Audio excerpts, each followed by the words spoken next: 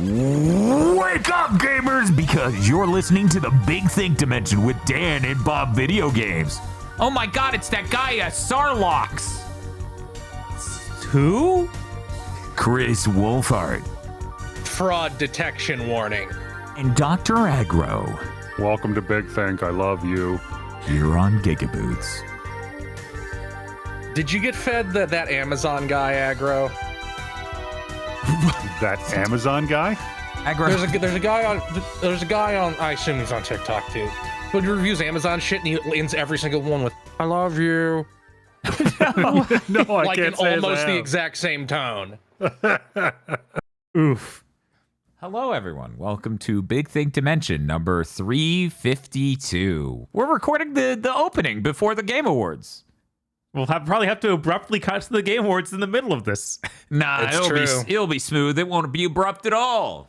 Man, Shmoo's looking huge. Holy shit. Okay, anyway, we're good. We're good now. Hey, everybody, how's it going? Metroid Prime 4 is real. Yeah. I played it. Mm-hmm. I beat it. I have so much I want to talk about with it. I played a little bit.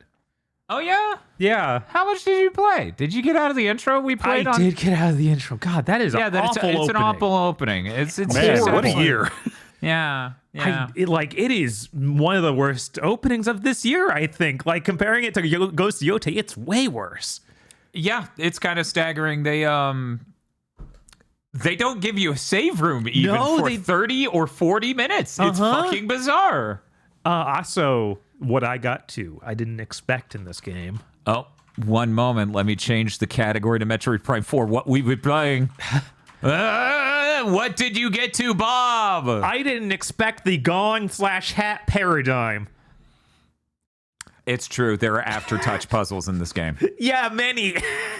You use Is it like throwing shit with psychic powers? You use first off, you put your fingers to your forehead and you say, "One moment, I'm imagining this puzzle.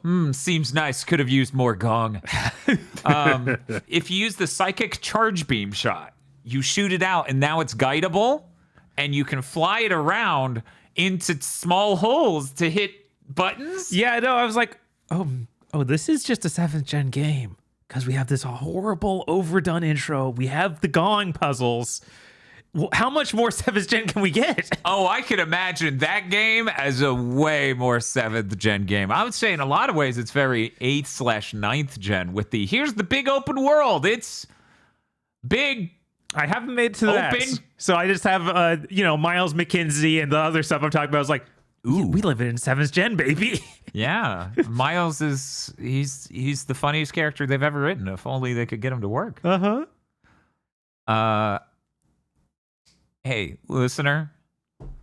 Hey, everything I want to talk to you about is the writing. That's Metroid Prime 4. When you hit credits on that game, the first and only thing you probably want to talk about is the fucking writing. That's scary. I'm so excited. This is them delivering on the 20-year promise of Silux. Well, not to get ahead of our segments, tomorrow Bob and I will be playing Metroid Prime Hunters on DS. To really find out about this Silux we're really guy. gonna find out who Silux is, and I will see the background development of Silux. Because if you read his bio, they give you a little bit of background on him, They're like, this is this guy's deal. And I'm like, whoa, oh boy. It's so frustrating, like, that he exists. Like, I can't. It's upsetting that I have to look at Hunters and see all these character designs and things that just shouldn't be a Metroid. Like, Yeah. they should have had a good character designer come in and make these Hunters. They look terrible. Yeah, it's honestly weird that Nintendo seems to be willing to just let The Western studios handle Metroid. except I feel like I need to know who designed Iron Beak. Or not Iron Beak, Ravenbeak. Because that's a really good design. And I could see Mercury's team coming up with it, because that's like the one thing they're good at, is visual design. Mm-hmm. Yeah, but yeah, like no guy in any retro Metroid is anywhere near as cool as Ravenbeak. No, not even remotely close. The Emmys were really cool too in Dread. Yeah, no, they did Yeah. a good job with Yeah, like they're enemy sick. design and stuff in Dread, and that didn't happen here. Except those axolotl ancient alien dudes. Those are neat, but you know, I think that for some reason Retro seems better at making ancient alien races than anything in the contemporary timeline. Apparently, all the Dread shit was done by an artist working at Nintendo EPD. That doesn't. So hey, surprise why me. couldn't you call them in for this? I don't know. This probably because Prime is viewed as its own thing. Like Prime, Probably, but usually Nintendo's like, that looks like dog shit. You're gonna make it look like this instead. Yeah, usually I feel like tone for Prime is its own separate thing from the rest of the series, and that I think a lot of the complication with making this is them finding it difficult to balance what they would normally do versus what succeeded with Prime in the past. Yeah, no, what really blew me away about playing even that first 30 minutes or so we did on stream was, this isn't a new Metroid Prime. This is Metroid Prime 4. It doesn't feel like a new reinvention of the series. It feels like still stuck in so many old ways. Like they didn't modernize the controls and make it feel like a shooter should these days. It feels very much like a Wii game, which was pretty frustrating. I would say the controls definitely feel better than 3. Which felt much better than 2. We'll get to 3. Right. They feel better than that, but not in like a huge way. It's still like, oh, how do you dodge? Oh, you hit jump twice. It's like, that feels terrible in first person. How do you aim? Well, you have to aim at the screen. We can't do anything with having the right stick. And if you use the right stick at all, it makes the game feel like it's a bad PC port. Yeah, I guess Retro gets a lot of rope. I guess Retro gets a lot of rope because Metroid Prime is like the best-selling GameCube game that was never packed in. And they don't have really. like, she doesn't clamber up ledges or anything. She still has a jump that feels pretty bad and moves kind of slow. Like, Well, yeah, they can't have you clamber up ledges. The whole game is about you getting an ability to get you 3 inches higher. exactly, which it shouldn't be. But that's Metroidvanias, Bob. Thought you liked those. Yeah, I thought you liked those. One moment. When it comes to the aiming stuff, I sort of got into what they were going for with that specifically because, you know, you made some complaints in the past that they didn't have headshots doing more damage, and I thought they did in 3 for some of the all of the enemies in this have weak spots. All of them are you lock on and then mildly adjust your aim either to lead the shot or focus on the weak spot specifically. And some of them, if you do it right, it's a one-hit kill. Okay, because early Yeah. in the game, it isn't. It doesn't feel good to get those headshots. Those organic enemies, weird tentacle monsters. Those, as far as I know, those don't have a weak spot. Yeah, even like which the is Space weird. Pirates is what you fight for a lot of it at the beginning. It didn't feel like hitting them in different places did much. Yeah, I still I'm trying felt to like it was remember. just- I know I got a headshot in the opening the second time around. At least I'm pretty sure I did. Because it even had like a call out. Like it had a line pop up and I was like, weird? And I feel like it needed a quick turn or something because it just feels awful. No, it like, does. moves your It like, does need a cursor quick to end turn. the It feels like a VR game like without good controls. It feels like, Yeah, like I need to be able to snap a 180 or 90 degrees. And Why what- is that not a thing? It gets me so much of like when they came back with Dread and Samus Returns. Most of those feel like complete reinventions of how you make a 2D Metroid. It This does, feels yeah. like it's Metroid Prime again. Yes, this is as everyone in the world I think has unanimously agreed. This is more Metroid Prime 3. That is what it is. I've talked to people who are fans of Metroid Prime, and they were disappointed, which implies that maybe it is lesser than Metroid Prime 3. Yeah, and I feel like if they did like set out to actually reinvent this and make it feel like a brand new thing, that would be a lot more exciting. Like, as a person who's never been that into these, that would have maybe got me in, and apparently it's not doing enough for the people to like the old ones, so... Yeah, I feel like there's a really big problem when you're like, we're finally delivering on the Silux arc. The tease at the end of that game, we're finally doing it, guys. And I'm like, are the people who are invested already even that invested in that one thing specifically? Right. I don't know. I haven't had those conversations yet with a lot of them. And I only have like one friend that's really into Prime that's beaten the game. I don't even know if Eric's getting it. I figure I'm passing my copy of Prime 4 around to the individuals on the podcast network who want it. And then at the end of that, if Eric still doesn't have it, we get it over to him because what am I going to do? Trade it in? My favorite Silex thing is that they had to confirm that the ship at the end of 3 was him in 2015 at E3 because it doesn't fucking look like his ship. They made what a it cool look tease. totally wrong. Like, is that the tease? Yes, that is the tease. Thank you. And then we had to wait 10 more years anyway. 10 more years. I'm gonna put that comparison in Big Things Dimension. Like no shit, people didn't understand who it was supposed to be. One moment. It's the same kind of shape, but has changed colors and design a lot otherwise. I'm honestly gonna ask, is the bottom one the Prime Hunters version and the top one? That's Prime 3 and the top one is Prime Hunters. Oh, that's embarrassing. The top one looks better, like from a visual design standpoint. I guess does. when you slip something into your fucking ending, and it's just like, whatever, this is the super secret ending. You don't have to work as hard on refining the look. I guess that's the lesson here. Let me go ahead and pull that up on screen so people can see it. Yeah, that's kind of wild. Yeah, no, it is.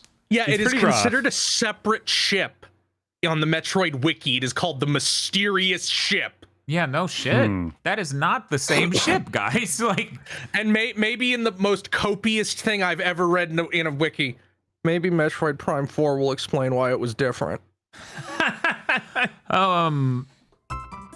No. Okay. that assassination at the end of Killzone prevented the war. I'm the developer, by the way. Oh, really? Oh, wow. That's great. Incredible. That's also on the official Wikipedia page, so it must have been a developer. That's so weird. What? That's What? Yeah, the thing about at the end of Killzone Shadowfall, it prevents the war or stops the war or whatever. And that's literally on Killzone Shadowfall's Wikipedia plot summary. Yes, it is. Which, anyone can edit those too. Right. Which that's why we But make it's fun. such a specific thing to make up. Oh, but no, it's to it's stand- just somebody who grossly misunderstood a story and then wrote what they thought a plot summary was. And since this is an unimportant game from 12 years ago, no one ever fixed it. Yeah, and it's probably the same guy who wrote Bose. And the game.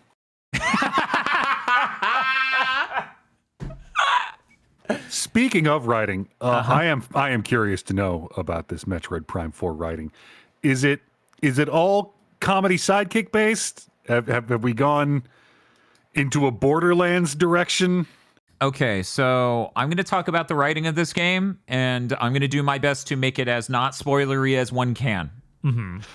Believe me, there's a lot more I want to talk about that is spoilers as fuck, and I look forward to the capacity to do that. Ooh, I have a good comparison.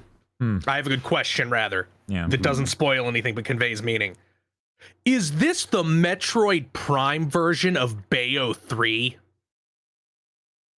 No. Okay. It's not that bad? Because the stakes there Okay. made sense. Uh-oh. Is this other M? No. So they She's not a used- child bride in this one, Aggro.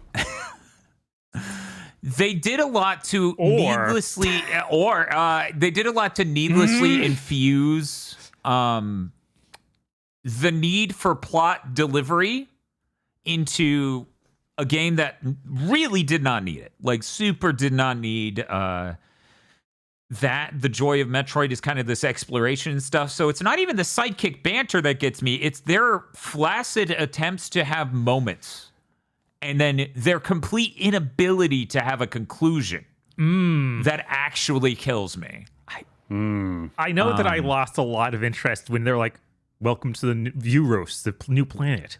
Yeah. You need the 5 keys. And I'm like, settle down. Settle down. We thought the whole game at the keys already. I just came from a game where I got fucking 15 keys or 18 keys. Calm the fuck down, sir. Also, do they keep portraying Samus like she's a serial killer? She does not talk. That's so weird. She just does not talk, and it's a very odd choice. I assume that came from the top down that she will not talk in this because people hate when Samus talks. The completely wrong lesson to take from other M, you moron. Yeah, it's like, no, she should be short with these people, not not just weird. not fucking wearing the mask and is in fact the serial killer in the slasher film. That's what it feels like. See, It was like is it- the next shot would be Miles being stabbed by her arm turned into a steel Right. rod, like she's the Terminator. Now, does it come off like is it that, or is it because Doom was so successful? No, this new is Dooms. absolutely the weird baggage. All of Prime 4 reeks of multiple angles of not knowing how to solve this problem. How do we make another Prime game? How do we make it in the way we make Nintendo games? How do we make it not piss people off like some other Metroid games have? And it just fails in accomplishing that. Now, I will say, it might be my second or third favorite Prime so far. I still like Prime 1 and Prime 1 Remastered more. I think this game is neat and has neat stuff. I would be fine playing it through again for a stream. I think that would be neat. However, I don't think anyone's walking out of this being like, this is the best Metroid Prime game. I don't think literally a person is doing that. Right, which another thing, like recent Nintendo games have kind of been, no, the newest one might be the best. Like, it's arguable. And it's funny because what you see in all of these is like Nintendo's going to take their core franchise. They're going to find a way to give it a big, openish world, and it's going to feel epic and huge. And they do that in this, and it doesn't even accomplish that feeling. It's very, very strange. Is it better than Prime 2? I like it more than Prime 2, but obviously Prime 2 fans would not agree. Prime 2 fans seems will to be made probably specifically for those people. Like, for a subset of people, it's only for them. I think if you're engineered as a person to enjoy Prime 2, this will fucking piss you off. That is because the structure is much closer to 3. It's bizarre. I will bring up, because I didn't know this before, so I don't know if we ever mentioned it on Big Think or even streams in general. I think it came up during maybe Prime 3 stream. Prime 4, you can't listen to music in the desert unless you have the amiibo of Viola, the motorcycle. Now, I didn't miss that. I didn't really want to listen to music in the desert until I reached like the end of the game, where you maybe spend extra time in a very obtuse manner in the desert because one engineered moment that they should take back and apologize for. Oh, so it's like every Prime game. This has a weird wrinkle to it. This has a weird wrinkle to it that is an extra latch on that moment in every other Prime game. And I'm like, I did the work leading up to this. Fuck you. Fuck you for doing this. Is it the Samus amiibo for the music? Viola changes paint jobs? That's so stupid. I thought it was the Silux one for the music. One of the amiibos, I've been told, lets you unlock certain things that you normally would have to get through 100% scan, I think. Which ties into backstory stuff that I would love to comment on, but I won't because I'm not spoiling a game a week after it came out. I'm serious. The number one thing I want to talk about with this game is its plot. I think there are some really neat weapons and powers in this game, but I do think it's rather straightforward in the grand scheme of Metroid. The goofiest stuff they do is, in certain Metroid games, you get a double jump, right? But in this, you get psychic boots. Okay. And the psychic boots let you use your Int J powers to make psychic platforms appear, and then you jump on the psychic platforms with your psychic boots. Okay. So do you get to choose what those platforms are? Or they just No, take the world? you find the psychic aura in the environment, and then you go, What the fuck? psychic platforms, and then all of the psychic platforms appear. All right. Cool. No. I think it's fucking hilarious. I have a friend that they were really complaining about how stupid they think the psychic thing is, and I'm gonna be honest. I think the psychic thing makes perfect sense given this fucking Samus is space magic. Everything about Chozo statues, all of that. That's not like, and again, the difference between magic and technology, it blurs. Is whether it's psychic. Right, exactly. So now it's psychic. Samus goes to hell to get that power too. Yes. Why do you need psychic powers and psychic boots?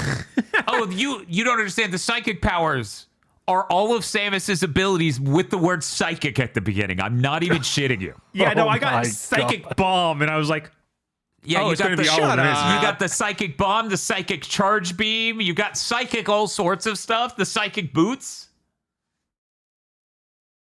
I'm down with it. Samus is, they literally call her the chosen one in this game. How is psychic shit any more ridiculous? Also, They the call alien her species. the chosen one. They Yeah. embed a fucking psychic crystal in Samus Aran's forehead and then call her the chosen one. Yeah, they don't stop. Not the going down. Chozo one. No.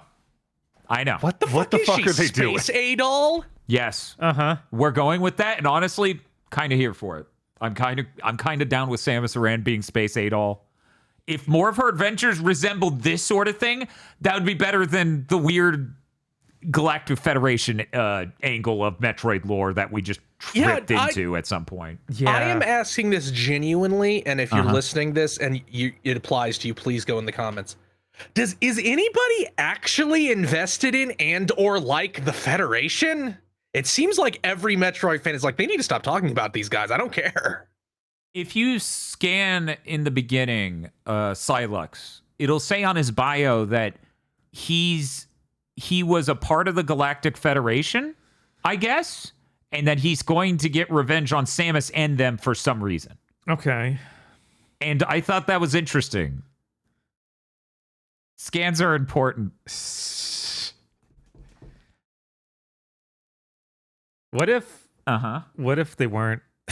What if That would apparently not be a Metroid Prime game, is what every element of the entire universe is reinforcing to me at every given moment during a Metroid Prime month. Yeah. If you can't fucking collect these insects of data and pin them up to a corkboard, then it is not Metroid Prime, apparently. That's what that game is to some people. I wish that if they need it, if they absolutely can't take it out, I wish it was instant.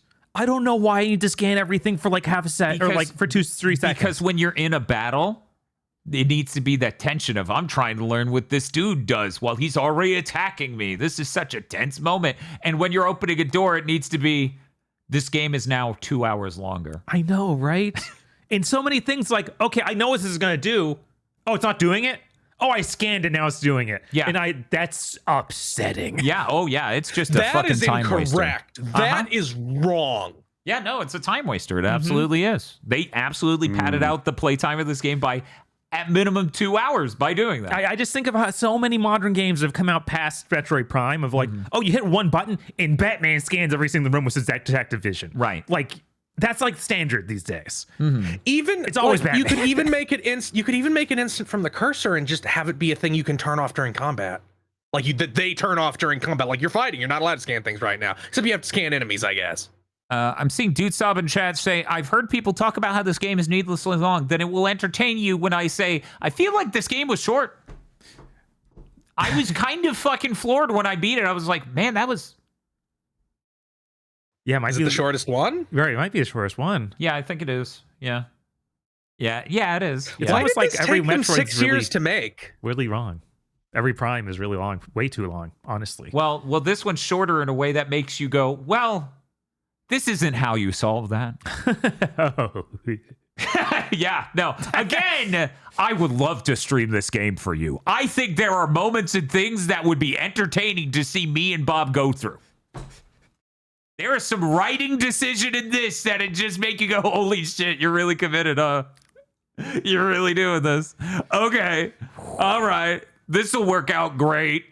I'm glad this game is out because it means we might hear more about the next Metroid Dread game. Maybe. Possibly.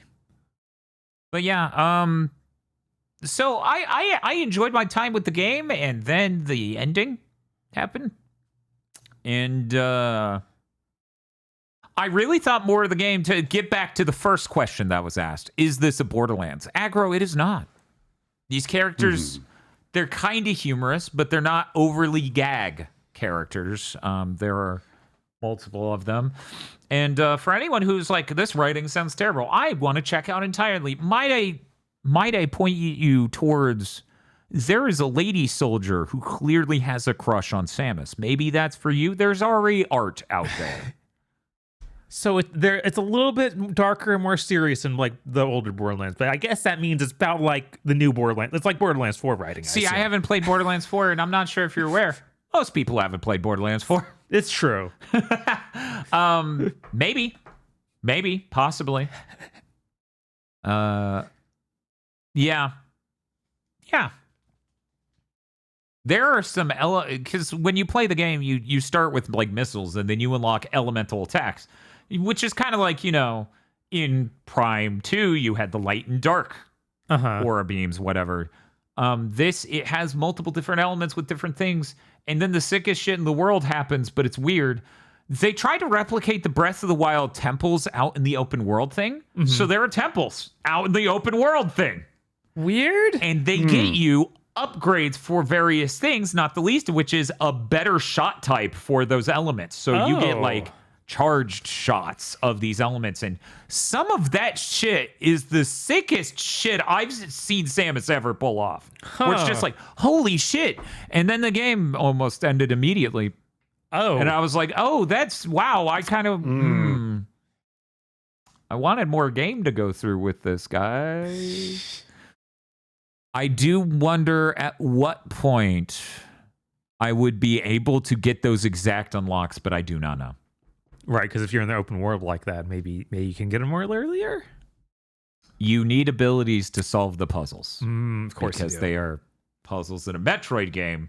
Not puzzles in Breath of the Wild. Yeah. Yep, that's the problem. Yeah, I'm not sure how much else I have to say. Weirdest thing, this is possibly the most I've ever seen this sort of situation ever. Playing at 4K 60 just looks blurry when you move. Like the TAA solution is just blurry. Not in a way that looks dithered and shitty with TAA where I'd be reaching for the bell, but in the way where it feels like your eyes defocused. 1080p 120 looks crisp sharp as a tack. Weird. Like it looks really good like that. I think that game looks excellent like that. So yeah, I kept switching to 4K 60 and I'm like, I can't say this looks better because everything's so blurry. I'm not really seeing it. That's how it feels. It's wild. Yeah, we're a weird place with technology. Yeah, 4K 60 literally simulates the Switch OLED screen, or the Switch 2 screen itself, where every pixel's blurred to hell. Anyway. Also, Bob, I also thought the same exact thing you thought and posted about on Blue Sky while I was playing the game of plastering Nintendo Switch 2 Edition on your title screen is gaudy as hell. Yeah, that's awful. Don't do that. That's a level of disrespecting your own thing that I feel like no one else has gotten. Like, people were replying to you saying Pokemon doesn't do that. I'm like, yeah, that makes sense. Why would you plaster this terrible giant sticker? Just absolutely awful. Spider-Man Miles Morales, PS5 edition.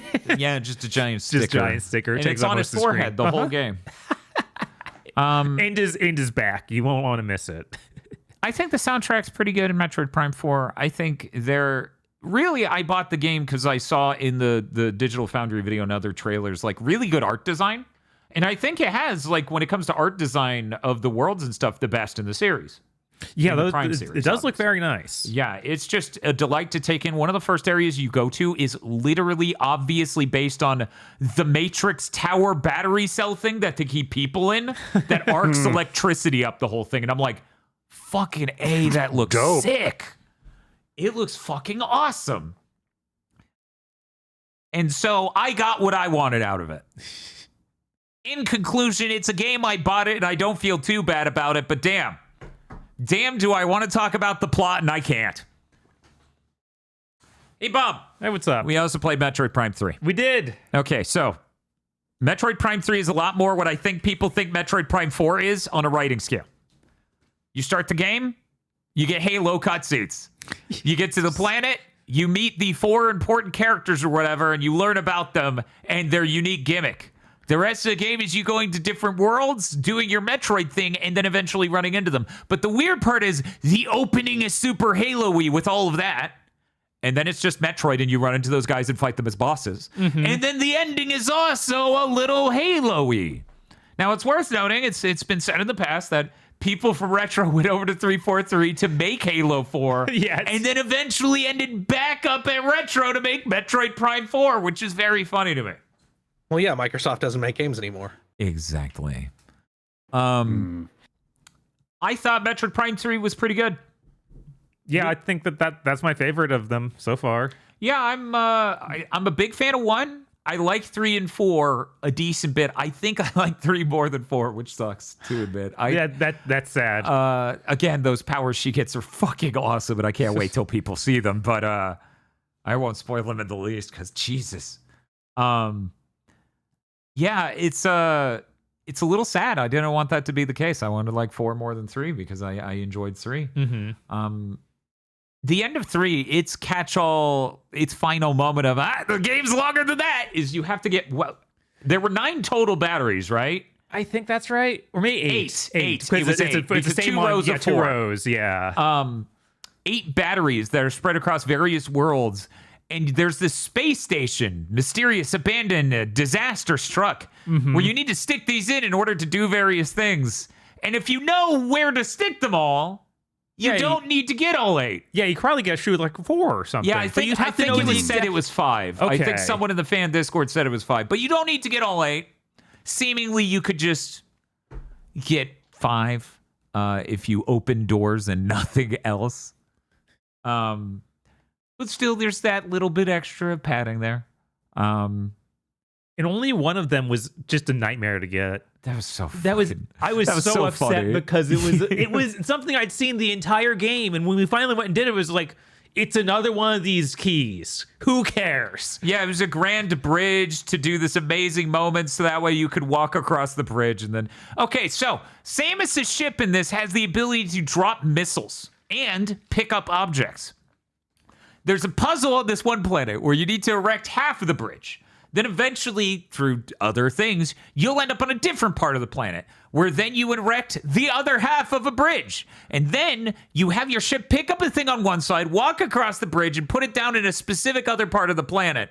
Because Samus can't board her ship while it's holding the thing. Which is wild. Upsetting.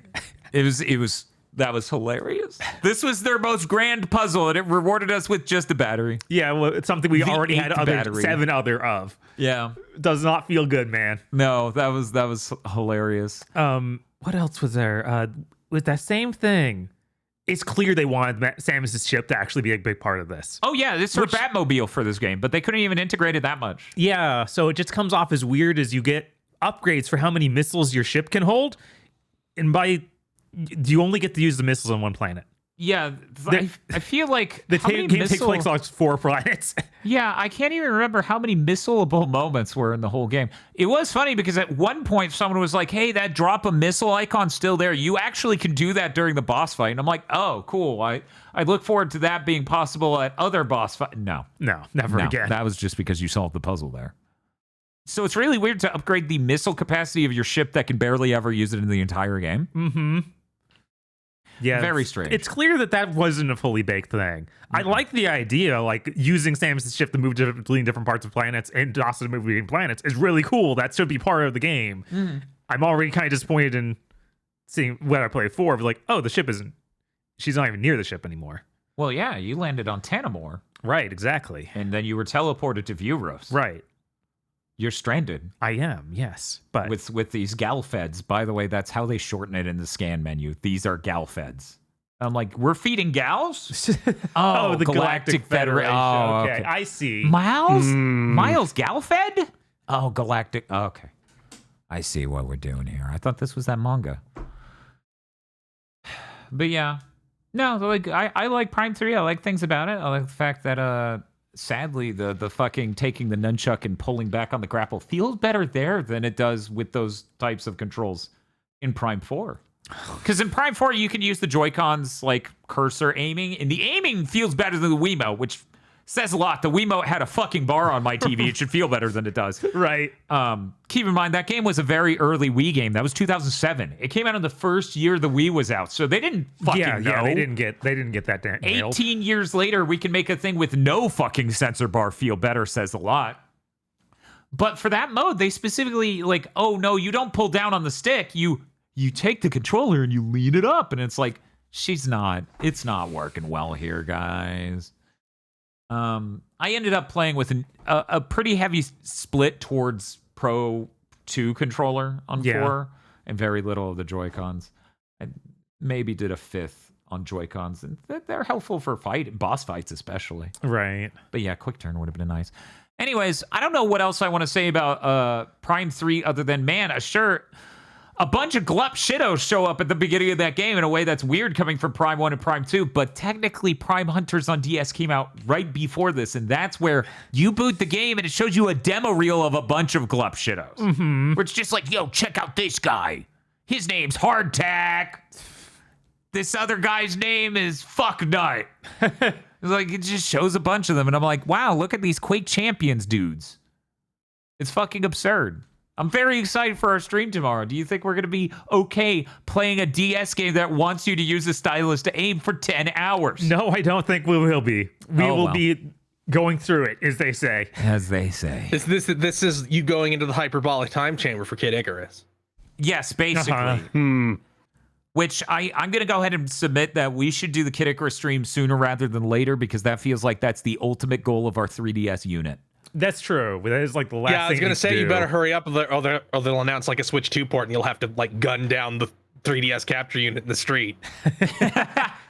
Anyways, Bob, did you have anything else you wanted to say about Metroid Prime 3 other than the possible epiphany that you don't like Metroid Prime? No, because that epiphany happened long ago. It happened during 2 or many years ago? Many years ago. Oh, okay. I look forward to whether or not you even want to finish Prime 4. Right. Yeah, no, I don't think that would be as bad as 2 again. 2 really hammered down on every single specific thing I hated about the franchise. So because it technically is doing what 2D Metroids did, with certain rooms leading to other rooms in one-directional manners and all these other things. It's just so much more infuriating when it's 3D and I walk that slow. Yeah, no, it's like the slowest shooter ever made. And also the amount of times they're like, hey, fight these enemies. Use the right shot type or they'll just be a pain in the ass. Okay, cool. Anyway, we're good? We're good. Okay, well, allegedly the Game Awards is about to start. So we're going to take a break on this here Big Think. This will all be one giant VOD and audio file when it gets up on our podcasting services. I'm just going to play a little bit of the outro and pretend this is the shortest Big Think ever. No one else can talk. Okay, so we're going away now. Goodbye. Wake up, gamers, because you're listening to the Big Think Dimension with Dan and Bob Video Games. More like the French awards. Expedition, they won. Chris Wolfhart. I got nothing. And Dr. Aggro. It took more than 2. Here on GigaBoots. Like 31 more, I think. Hi, everybody. How's it going? We have no signal, according... Oh, no. Go to the it's background. over. Oh, Jeff, what happened? Jeff, why? The inhibitor, Jeff. Broken. Can you believe my throat feels a little dry after that? Why's that? I don't know. Because I you're have no salty? idea. Obviously. Oh, okay. Because You I, really like hope- every rational person, invest heavily in who wins Jeff's Game Awards. Bob was pulling for Split Fiction this year, let me tell you. He was like, it better goddamn win. And I'm like, wow, Bob, how come you only curse off of content and stories I tell? to vex you. That's so weird, man. That's fucked up. You're making me look like I'm fucking lying. Hello, welcome to the second part of Big Think Dimension number 352. Just make it 353. No. No, I'll go insane. Right, no, that would Everyone will be lose awful. their minds. They'll be like, where's the extra episode? It was just us talking about Metroid Prime 3 and 4. That's your episode of Big Think. Then we release the missing episode, and it's just 2 minutes of you and Bob walking down the road, like that SpongeBob episode.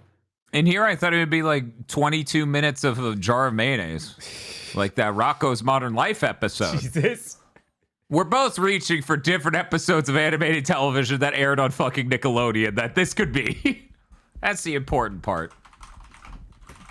I'm going to let people on Blue Sky know we're doing the second part of Big Think Dimension. Thank God the Metroid part's over. Whew. Yeah, I don't want to do that again. But what If you want to know more, Mhm. you could go back in the podcast. Yeah, you could just... The J key rewinds on YouTube. I'm so glad to get these 2 extra fucking mouse and keyboards off my fucking desk. Oh, you don't want to dual wield? I hear this is the best way to play Metroid Prime. Yeah, I'm using 2 mice. Yes, 2 mice I and move 2 Samus keyboards. with the left one, and I aim with the right. Bob, I didn't even try the mouse once past. Fair. Past us I trying also didn't play with that even once in my time with the game. But now you're going to have to. I guess somebody's got to go in. Yeah. Both animations had the creator of SpongeBob in common. It's true. It's true. Anyway, let's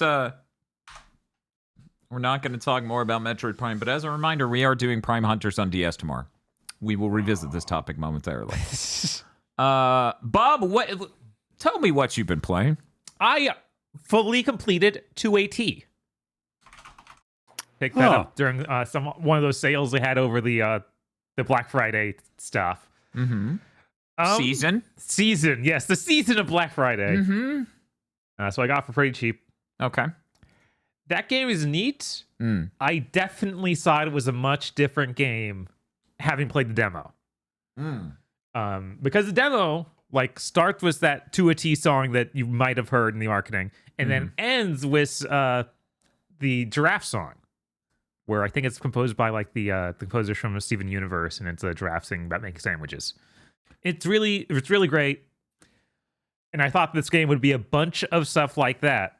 It turns out this game is structured like an anime, so that was the OP and ED. Oh, it just plays those at the beginning and ending of every single episode of the game. That's pretty fucking funny. Yes, it's funny, and they make little changes, and I enjoyed that, but I was really hoping there'd be a lot more great songs like those. Instead, it's a bunch of little mini games, and they've had a lot of they have you redo a lot of them because it is oh, you're just playing through each day of this kid's life for a little while. So you always have the at least choice of doing the brush your teeth mini game and the eat cereal mini game. It has a best product of the year for sure. Ooh, the King Pig cereal. Okay. Every day it changes. You have a new box of cereal where the King Pig is being assaulted in some different way. The first one, he's being chased by aliens.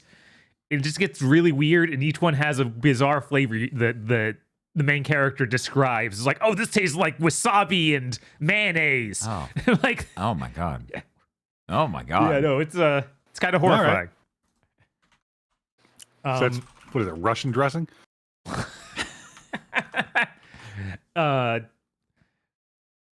I honestly, the mini games are more funny than actually fun, but they're still kind of the best part of the game. Unfortunately, I think what really holds this game back and makes it way too long is they have a fully explorable city. So you walk to school and you walk to different parts of the town, but it's so much just walking to a new location. There's not a lot happening when you do it. When you do that, it's really just okay. You can go to these shops where you could buy accessories for your character. And there's once you get to the shop, it's oh, it's run by this quirky character, and it's kind of neat to see that, but they don't really do much with it, and then it kind of just ends. So yeah, 2AT is hard to recommend. Really? Yeah, it's got all these really charming elements to it, but it's too bared down in the way they made the game. Too much walking around this big town. So it's for people who want to immerse themselves by walking a shitload in the town.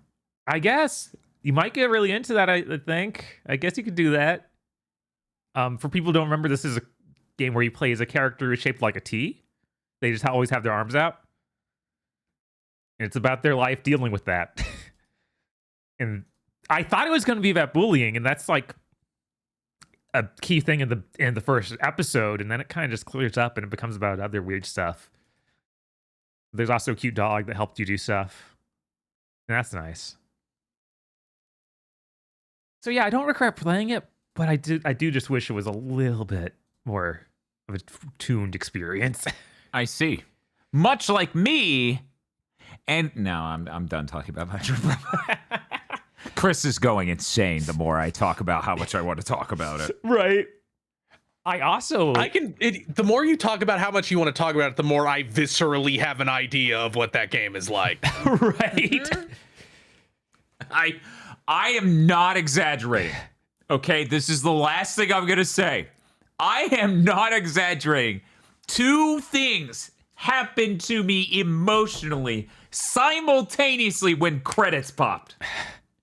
I laughed really hard in a room by myself. A thing I don't often do.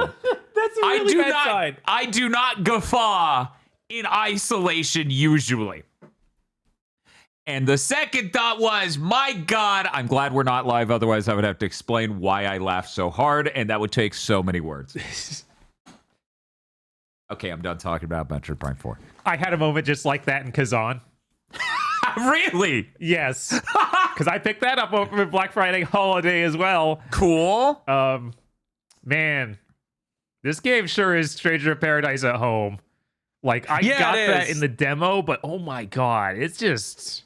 Yeah, it's crazy. And actually like in the back half of the game, bosses start being really interesting. But before then, they kind of just, no. Yeah, I'm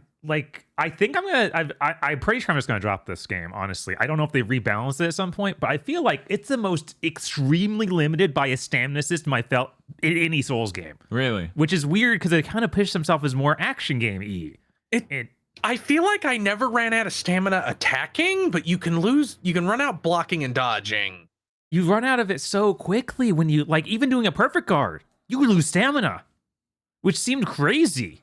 So every boss fight, every single one, I'll get the enemies, like, stagger gauge broken, and then have to stare at them for a second. I was like, I'm out of stamina. I can't do anything. Yeah, you kind of got to plan for that. And it doesn't feel good. It feels terrible. And again, I think they might have rebalanced it at some point because I don't remember feeling this aggressive in the demo. Like, it feels downright untenable. I've been statting into the stamina.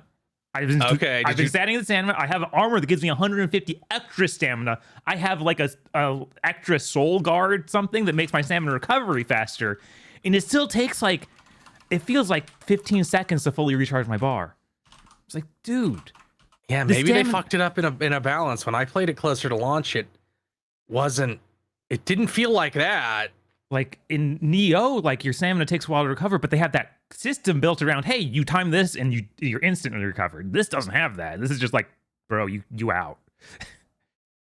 I did have the same thing as Chris did of, I have the demo weapon. It's just balanced wrong. It has way higher stats scaling. Than it should. Yeah, scaling for all the things. So they apparently added in things to upgrade the scaling of weapons after people went, why does every single weapon have either a B or a C in one of these stats? Mm-hmm. Yeah, that is weird. That's the same throughout the entire game, but I did find the mechanics to upgrade the proficiencies, the scaling of them. Yeah, it's weirdly frustrating. Like, I want to like this game, but it just feels rough. I honestly, I didn't finish Stranger of Paradise. It kind of makes me want to go actually do that. Well, maybe you're playing it wrong. Are you playing as the girl? No, because it still hasn't fixed the thing where it just takes out the plot. Yeah. It doesn't show you the cutscenes or play audio, which is crazy.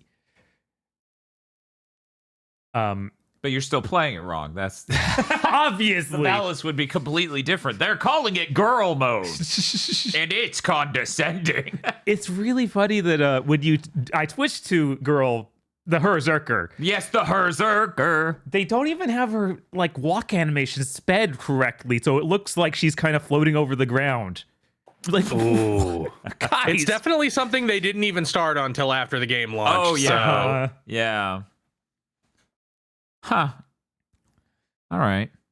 I see people in chat being like, yes, play Strangers of Paradise. I could go ahead and spoil this for you, person who is struggling with 2 and 2. I doubt Bob's doing that in December as we head into the game of the year. Like, I might go back and do it now eventually, not while Game of the Year is coming up. Yeah, but, no, I'm just, yeah. But yeah, no. Oh my God. Yeah, maybe it performs right now. It might. It has the power of the PS5. Better on the PS5 Pro. It definitely Bet it got a lot doesn't. better on that. I mean, No, it actually did. We played it. Yeah? It did actually smooth Oh, it up good. pretty well. I was surprised. I was like, this is the game that I expected nothing to fix because it's not an optimized game. oh yeah, even with my busted weapon, it felt like bosses just started taking insane amounts of hits. Just like, man, I can do this, but it's like I have to be on point for 10 minutes or something. What the heck was that? I don't know. It popped up along with the horses. So we must be getting audio from something else. No, that is in fact the stupid fucking horses. Thanks, Twitch. You're so fucking great. helpful. I'm I trying to love do you a so much. podcast. And your dumbass thought a chat window, which Bob's looking at this on a dedicated chat window. It played a sound. Fucking thanks. Is it full screen over there now? No, it's now half. There we go. Okay. Um, You fucking assholes. God, they're so stupid at Twitch. We can't have chats, but we'll have horrifying, obviously AI-generated horses pop up in chat with the horrible sound for 50 cents. uh-huh. You geniuses. It feels like they felt bad about the story they wrote because every mission, like, I don't know, maybe 5 rooms before you hit the boss, you find a note that explains the lore of what you're about to fight. So it's like, did you get to the funniest one I don't know, they've all been that I talked about when I brought it up? It's been too long, I forgot. It's okay. Have you fought the dude with the crossbow yet? That's also a flamethrower. Yes. Did you do the bonus level after that? No. Oh, I now remember what it was. There's an audio log in that's like, I didn't know that guy has a twin brother that uses the exact same weapon because they need to reuse the boss fight for that mission.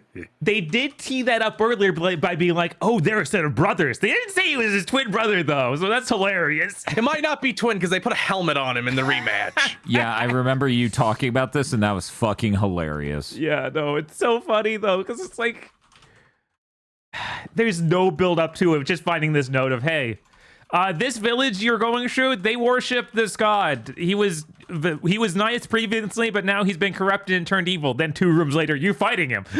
Like, wow, you world building, you did it. Impressive. But that's what made me burst out laughing while playing it. That's when we have one cutscene. Uh-huh. They introduced this romantic interest in like, oh, there's actually like the main character and her like hitting it off. Uh-huh. And she's kidnapped in the same cutscene. It's like, guys, you couldn't resist. You couldn't set this up any earlier than now. I put all the things in the box. I'm a good writer. I did it. That game's writing is hilarious. It's so bad. Yeah. They try so hard for nothing. Yeah, it's genuinely comically bad. Like, man, I thought that the guys over doing Neo were pretty rough writing stories, and this is just wow, dude. Yeah, look, the story is to get you between levels we stole directly from Dark Souls. Have you gone through Not Sin's Fortress? No, I haven't done that one yet. It has the big swinging balls over bridges and everything. Of course it does. I've been sent back to the generic castle like 3 times. It's the worst map they made in the game. I don't know why they keep sending me back to it. It's got like a giant arena. It's a circle in the middle, and just all the assets look terrible in this place. I don't know why I keep presenting it. Worst Devil Trigger in history, maybe. It's bad, but at least it recharges at a rate where it's usable. The problem is that you have to upgrade it. You have to upgrade things that make it worse. Like, you have to actively make it worse. Oh, really? Because I just got it and didn't do much with it. Like, one of the things in the tree, I think, is like, and you need to get this to get to like the damage and duration upgrades. Mm-hmm. Where it's like, yeah, it'll pop when you're about to die. Oh, well, you don't want that. What? Yeah, because then it's a Souls-like where you have to retry things way too much. Why would I want it to pop when I'm about to die? Yeah. That's counterproductive. And like it's a Souls game, so I can have like 40-50% health and get tagged, and then it's like, and I pop, and I'm like, well, whatever. It doesn't do a whole lot of damage anyway. It does not. I really don't like these. You're invincible during your devil trigger, but it'll reduce the duration if you get hit during it. It's like, just have me take damage. Have me take damage and not flinch or something. Uh-huh. Yeah, that sounds, on paper, more useful than it is. So it's just like, yep, I wasted that by getting hit by a Souls boss that took half of the power bar. Cool. So yeah, Kazan. Pretty extremely disappointed. Think I'm not gonna finish that. Think I just time to move on. I also got to play that Tokon beta that was over the weekend. Yes, Marvel Tokon or Tokon. Talking. Yeah, we talking about Marvel Tokon. What's up, Bob? Give me the lowdown. Well, it's a tag team fighter. Okay. Has Marvel characters. Yeah. Yeah. It has like 3 different auto combos, and it feels like that's the whole game. Like you kind of just are doing auto combos for everything. So like square, triangle, and circle will have a different auto combo that ends in a different super, or I think it's called a link attack where it'll swap to a different dude. Mm-hmm. So that's kind of works. I don't really like it, but at least as far as these auto combo games go, I found that for some reason more interesting than that usually ends up being.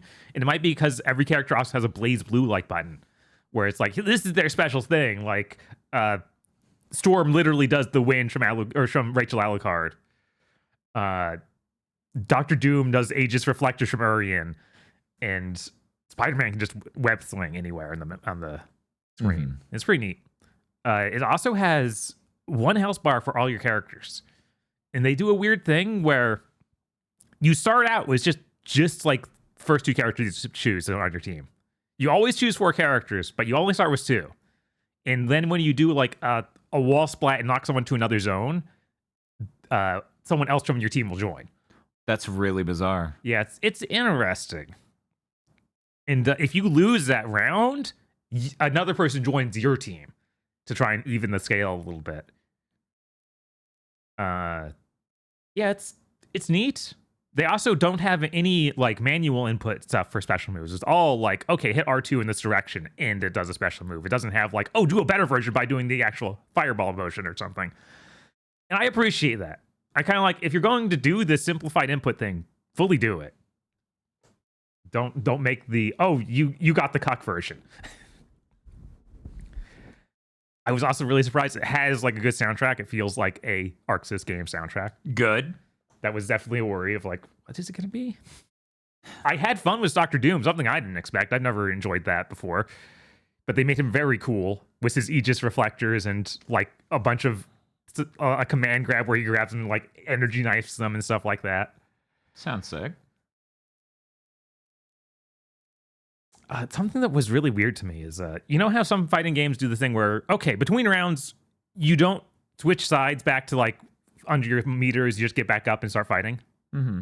This one, it cuts away, like it does a fade or something and comes back, but it hasn't relocated you. You're still where you went down. So I got confused many times. I was like, wait, which side am I on? Which health bars am I on? And that, exacerbated by being a beta and only having so many characters. So it's like, we're basically playing on the same team because I think they had like 6 characters playable and you have a team of 4. So you're going to have most of the same guys. But yeah, that game seems neat. I'm excited to play the full version. I also went back and played the tiniest bit of Guilty Gear and was like, oh, right, this game was just made wrong. Like all the menus just feel terrible to use. It takes forever to load anywhere. It doesn't have combo trials for any characters. It's like, man, this sucks. You're like, man, what the fuck? Maybe they'll fix that in Guilty Gear 2.0. Guilty Gear Strive 2.0. We'll see. Oh, that's right. That still hasn't happened. Yeah, it still hasn't happened. I picked up. Yeah, that's summer, I think. Yeah, picked up some of the characters on there because they were on sale. It was like, okay, $10 for like ABBA and a few others I wanted to try out. And I was like, oh, right, this game just sucks. Oops. Jesus. But that's pretty much all I had time to play. Okay. Hey, Aggro, I'm going to go to you before I come back for the game I played that I haven't talked about yet. What have you been playing, man? I wrapped up Hell Is Us. Oh, nice. Were you Cool. hell? Well, I feel like all of us Oh, were a little bit hell. he's trying to blame other people. Yeah, shift the hell. Look, Yeah. like everyone is individually responsible for being hell, but in the end, the real hell was the us we made along the way. Oh, he's doing it again. So this game's combat really comes online in the back half when they start, like, you get your full ability suite and you've got not drastically different enemies, but they start throwing interesting combinations of them at you. It's enough to wish that the combat were a little tighter and you did have more things to fight with it. Between you have 3 abilities you can equip to a weapon. You can swap between 2 weapons. You have an active relic that does another ability. And you have 4 different drone moves you have all stacked on top of each other. It's really, really cool. But I do not regret slamming enemy health down to 50% so I could just mulch through most of them. Good. I have heard that people do not like the ending of this game. And I wish to make a clarifying statement about that. Okay. Because there's the ending of the story and there's the climax of the game. And I can understand if you were disappointed by the ending of the story. I thought it was pretty fucking rad. The climax of the game is kind of a moment where you get through the final area and you walk up, you hit a button and a thing happens and it doesn't make any sense, and then the game is over. It looks like they're setting up pretty hard for a sequel, Oh, okay. but it doesn't make the thing that happened make any more sense. Okay. Okay. Yeah, All right. okay. Which is a shame because the whole lead up to that, this story is fleshing out and it's building and like you start in this vaguely Eastern European war-torn nation in the middle of a civil war, and then the game gets into some like Robert E. Howard shit in the middle as you uncover the mysterious past of this nation and maybe the origins of the conflict and the weird shit that is going on. And this game was advertised as a fairly generic looking Souls-like, and I think that has done it a disservice. If you thought this game looked neat, check it out. Cool. I also appreciate that, it lets you slam the enemy health down to 50%. I'm a big fan of that in fucking Souls games. And also, the enemy damage while you're at it, because the one time I died in combat while playing this game, it's because the enemies, you got the creepy white enemies, and sometimes they'll spew a color-coded geometric nightmare out at you. Cool. And there are 3 or 4 different versions of those. They get progressively bigger with more complicated attacks, and it's really, really cool. And some of their attacks are these huge sweeping things that stun you, and sometimes they throw one of these things out at you and it pins you against the side of a bridge, and the stunning attacks begin and they don't stop until you're dead. Huh. So honestly, just about every time I thought, maybe I should turn those sliders back up and really engage with I see an enemy do something where I'm like, maybe not. Right. Yeah, I'm sorry. I'm not going to engage with the combat of a Souls game that isn't made by FromSoft or Team Ninja. And maybe at Liza P, I have to go back to it. And when you slam it down, mulching through these guys is a whole lot of fun. The sound effects are all really nice. The moves you get are cool. Like in the back half of the game, I got me an ecstasy polearm, which had a move where I would teleport to an enemy and stun them at the same time. And then it had a move where I would charge it up for, 3, 2, 1, and do a huge AoE slam all the way around me.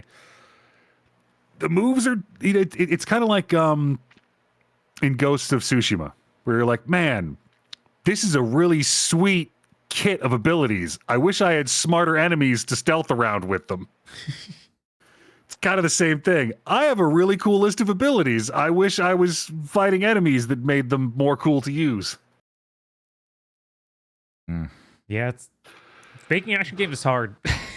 It is. It is. That's like the feeling I had after I finished Metal Gear Solid 5. It's like, wow, this game has so many great mechanics. I wish I had any fucking reason to use them ever. This game also has. So a lot of the puzzle elements in this game involve remembering words you hear and things you've seen and making connections when you pick up a new item, because you have good deeds and mysteries. And mysteries are basically you found a chest or a door you can't unlock, or you found a key, you don't know what it goes to, or you found a note that says, I put a thing in the office, and you don't know where the office is. The good deeds are the NPCs want or need a thing, and you can give it to them. Some of the good deeds are failable. If you advance through the game far enough, and the world state changes, and the NPC is somewhere else or just gone now, some of them are failable because you didn't realize two good deeds were connected, and as soon as you gave that fucker the keys, he and everybody in that building drove off, leaving me holding the bag, and I couldn't complete the one I knew how to do now, but I just did this first because it was on the way. Yeah, that's sure a side quest in a Souls game. Yeah, no, that's when I really made the connection, like, wow, maybe this game is more Soulsy than I thought.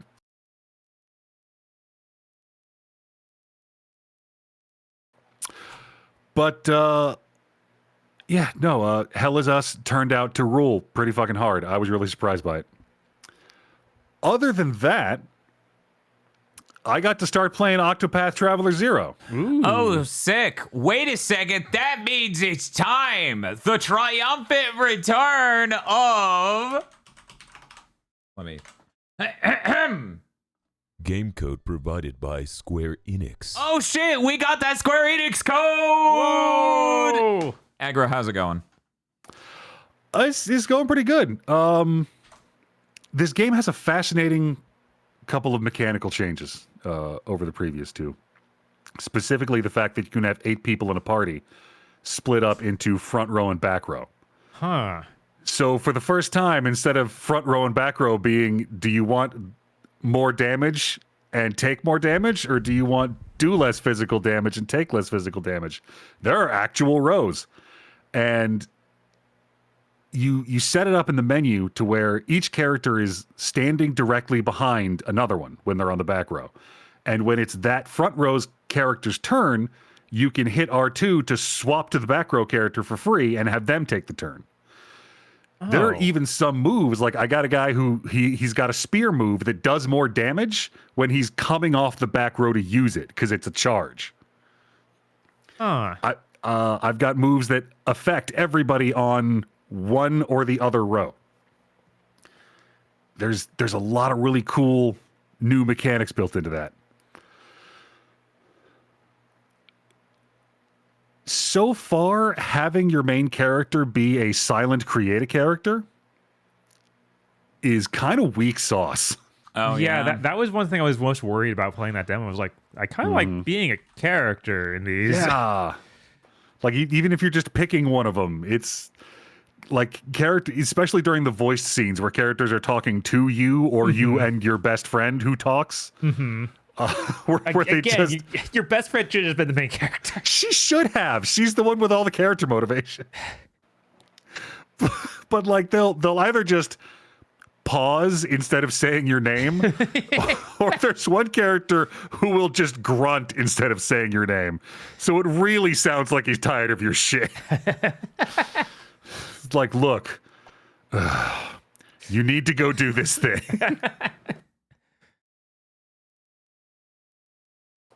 It's also weird to have just all of your path actions available to you. And it's not depending on the characters you have with you. It's just depending on the NPC to which path action you do to them. Which means some of the existing path actions are kind of redundant. Yeah. But yeah, just every now and then you run into stuff in this game. They're like, oh, you just did this because this is what you do in an Octopath game. Which, you know, it's fine. It's the mobile game they chopped up and ported and put on consoles. Did you get any of the guest characters from older games? I haven't run across any yet. Okay. That's the most curious I am of, like, how did you integrate that? Does it suck? Right? I'm looking at the map like, where the fuck is this? My favorite character I've gotten so far, I don't know if I remember his name. Celsus, maybe? I met him in a tavern. He was working basically as a bouncer. It wasn't until after I'd recruited him and got his character intro splash page that I was sure whether he was a thief or a cleric. Real Nicholas D. Wolfwood vibes. It's good stuff. So which was he? He was a thief, it turns out. Okay. It was 7 hours into this game before I got a character who could use a sword. Everybody had axes, though, which is good because everything in that first chapter was weak to axes. So, Yeah, I guess I only had that because I made my main character like someone who could use a sword. yeah, I figured that's what the game wanted me to do. Right. But fuck that, I went Scholar. Of course. Weird change in Scholar. In the first two games, your basic elemental attacks are fire, ice, and lightning. Mm-hmm. Now the Scholar has fire, wind, and light. Huh. Yeah. It's real weird. It's They usually- also added 2 new weapon types, Tome and Fan, Oh, which I I guess didn't to realize give those were new. Dancer something more thematic than Knife. Yeah, that was always a little bit like, okay, sure.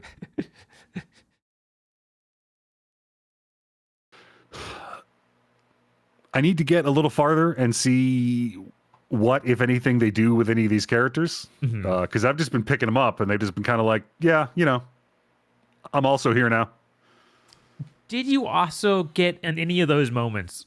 Did you think that you were going to start playing a flashback? Because I felt like that several times in the demo. I've seen a fair few flashbacks, but I haven't played through any. I never thought that was going to happen. Okay.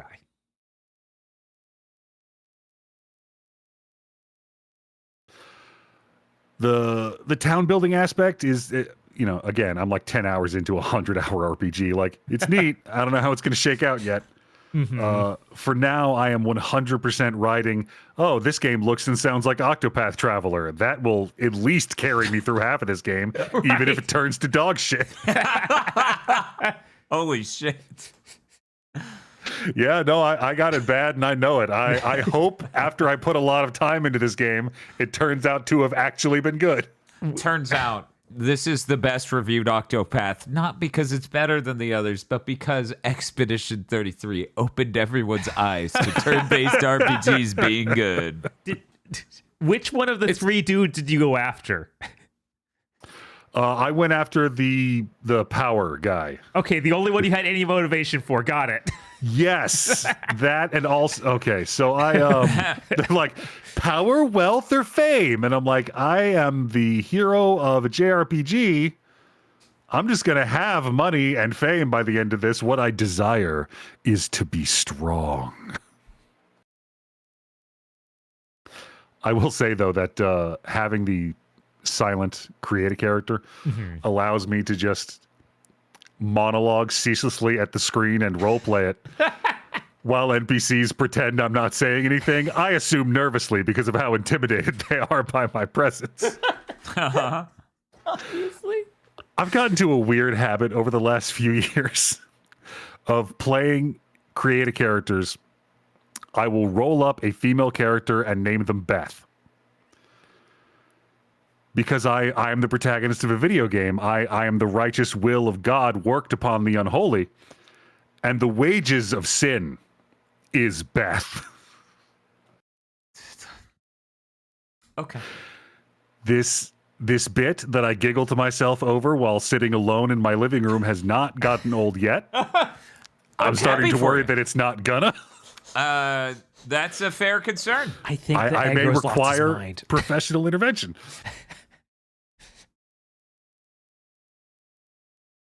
No one can help you. But yeah, that's Octopath Traveler 0 so far. The things you've heard about some of the textures being kind of low res and the audio sounding like it's coming out of a portable console speaker are true. Cool. Nice. Great. Someone on Blue Sky was like, Dan, As a warning, the PS5 version of Octopath Traveler 0 has terrible audio quality. I'm like, joke's on you. That shit's in Agro's hands, and he might be legally deaf for all I know. How much is this game? How much are they charging for this? 30? 50, I think. 50's too much. 1 second. Octopath. It is on Steam 50. Wow. Yep. Okay. All right. Yeah, that's too much. That's not. Yeah, I heard 30 would actually be pretty fine. I heard Skate Story had problems on various versions. Yeah. Yeah. Switch only this. pretty worthless. PS5 Pro incredibly troubled. PS5 still has issues. Steam perfectly fine. Uh-huh. Yeah. Anyway. Huh. Yep. Yep. Did you play anything else, Agro? I did not. Okay. I got sent a code from Xseed for Milano's Odd Job Collection. For people who don't know, this is a PS1 game that was just never brought over. It has been localized by Hilltop Works. Oh yeah, that thing. And it has been made into a new game, weirdly enough, by the exact company that does all of those PS5 back compat things. So if you play it, it literally has the rewind feature and other things from that presented in a similar style.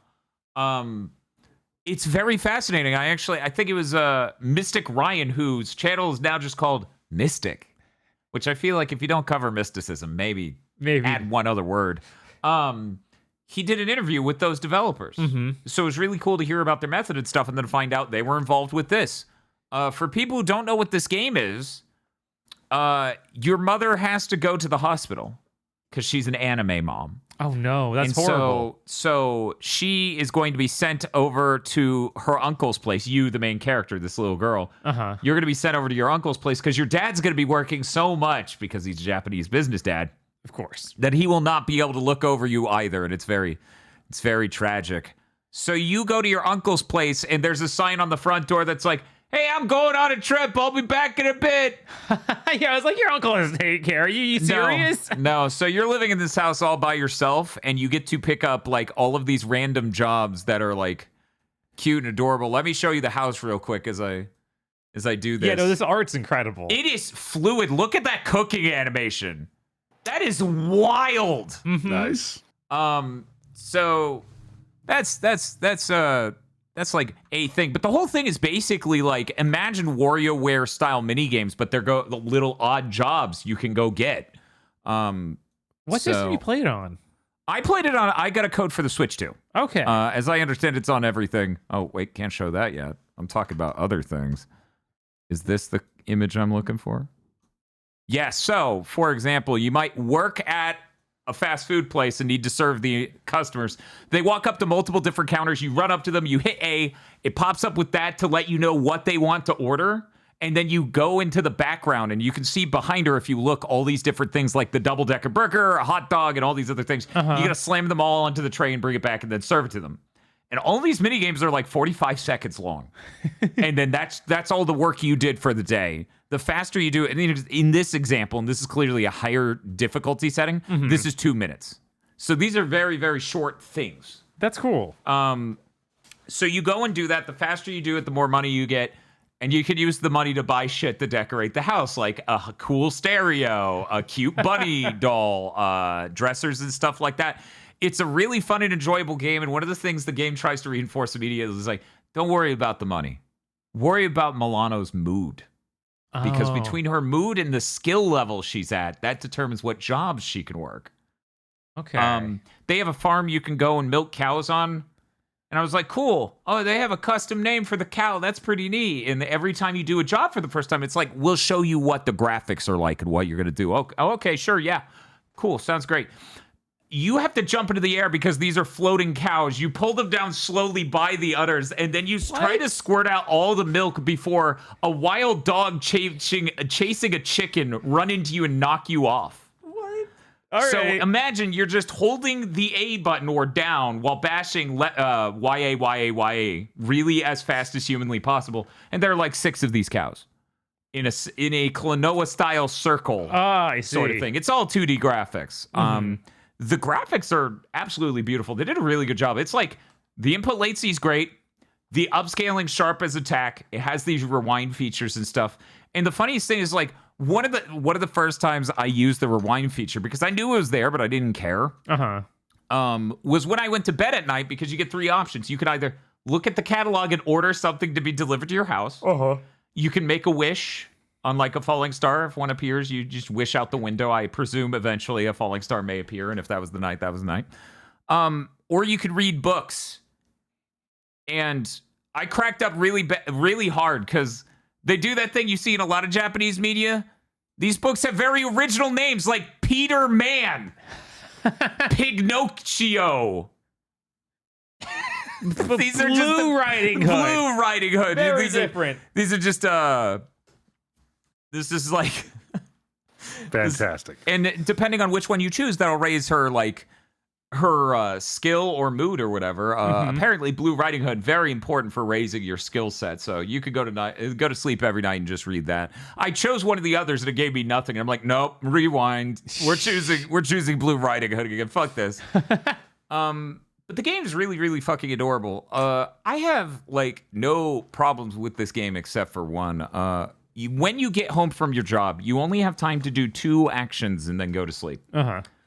And you have so many things you can do. And there's one that's like feed the pet. And I'm like, Will the pet die? I'm not feeding the pet every day automatically. I feel like, do I just lose half my actions in a day? This is scary. Maybe the pet only need to be fed every other day. I'm terrified. It's a dog-like pet. Okay. It's a dog cat-like pet. It started meowing at me, and I was like, oh, I should feed you, right? Oh shit, I already did my 2 actions. Oh no. I guess I'm going to sleep. Enjoy starving. It didn't die, but you know, it's just the thought. Aside from doing all that, you can also just go to the park. Go to the park. You can do that. And have a chipper chill time? Yes, you can have a chipper chill time at the park. And of course, as you might imagine, based on that cooking animation, that they have cute little animations for these birds hopping around and her eating the popcorn and stuff and singing and the musical notes going up. It's a really cool type of game that never ever came over. Right. You know, this whole genre of stuff is just like, oh, hey, Hilltop Works is in chat and posted the exact emote of them eating the popcorn. Great. Yeah, no, it's a delightful game. I've been having a really chill time with it. I was hoping to pick it up, and then luckily we got a code, and I was like, hooray, because I'm drowning, because I just moved. Does this have any relation to that N64 game that was about raising a kid? You mean Wonder Project J2? Yeah. No. Okay. I was like, does your staff? I can't remember. Okay, I was going to mention this, but I was like, I know my co-hosts and collaborators on Big Thick Dimension don't give a fuck, so I won't mention it. And like only 10 chat members will know even when. This is made by Westone, the Wonder Boy company. Ah. Yes. Weird. Okay. So this is what they were doing during the PS1, I suppose. Of all things. Right. I'm one of those 10. I know you're one of those 10, Matt OB. You didn't even have to say that. Right. I knew. But yeah, this game's only 15. Honestly, it's a really delightful time with some gorgeous animation, and it's fully dubbed. That's unexpected. They localized What? it for the first time here. So we have contemporary voice actors in the game. And it's That's becoming more common because that was also they also dubbed those Marl Kingdom collections that were the old games we never got on the PS2. It's still surprising. And they have PS1 audio quality. So it's like God. modern voice That's actor, really funny. modern audio equipment still has to fit in the PS1 hole. So it's just Ben Starr shows up like, I can win this time, right? Ben Starr is Milano.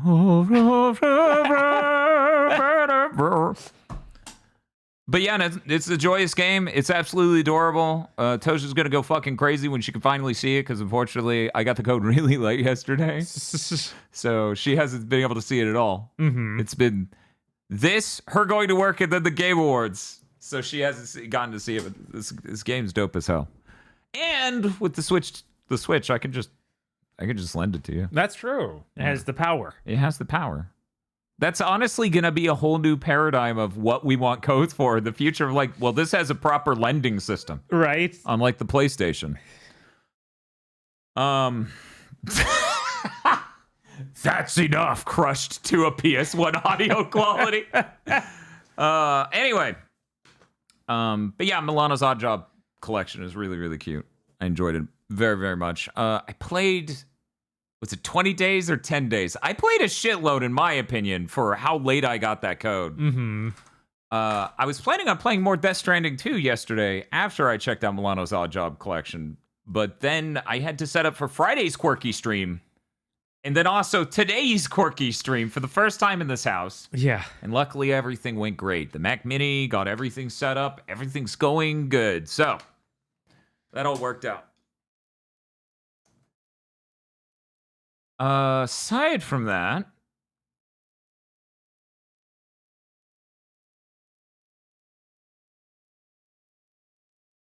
I watched an episode of Game Center CX from the first season where they interview game developers instead of just doing the retro game challenges. Uh-huh. And they interviewed Keiji Inafune. They're like, "What are video games to you?" And Keiji Inafune says, "Video games are a dream." And I'm just like, "Yeah, because it never comes out." He can't make games. This is the joke. Anyway. There was a really funny framing where they're like, "The amazing stellar hit Onimusha," and then later they're like, "And there's Devil May Cry."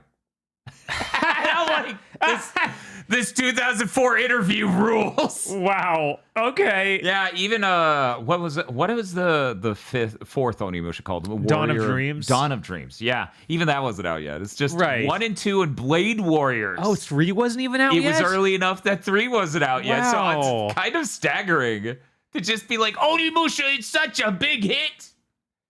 I went to the estate of the famous actor guy we got for Onimusha 2, and I was like, "I want the dead guy in my video game," and they're like, "What the fuck are you talking about?"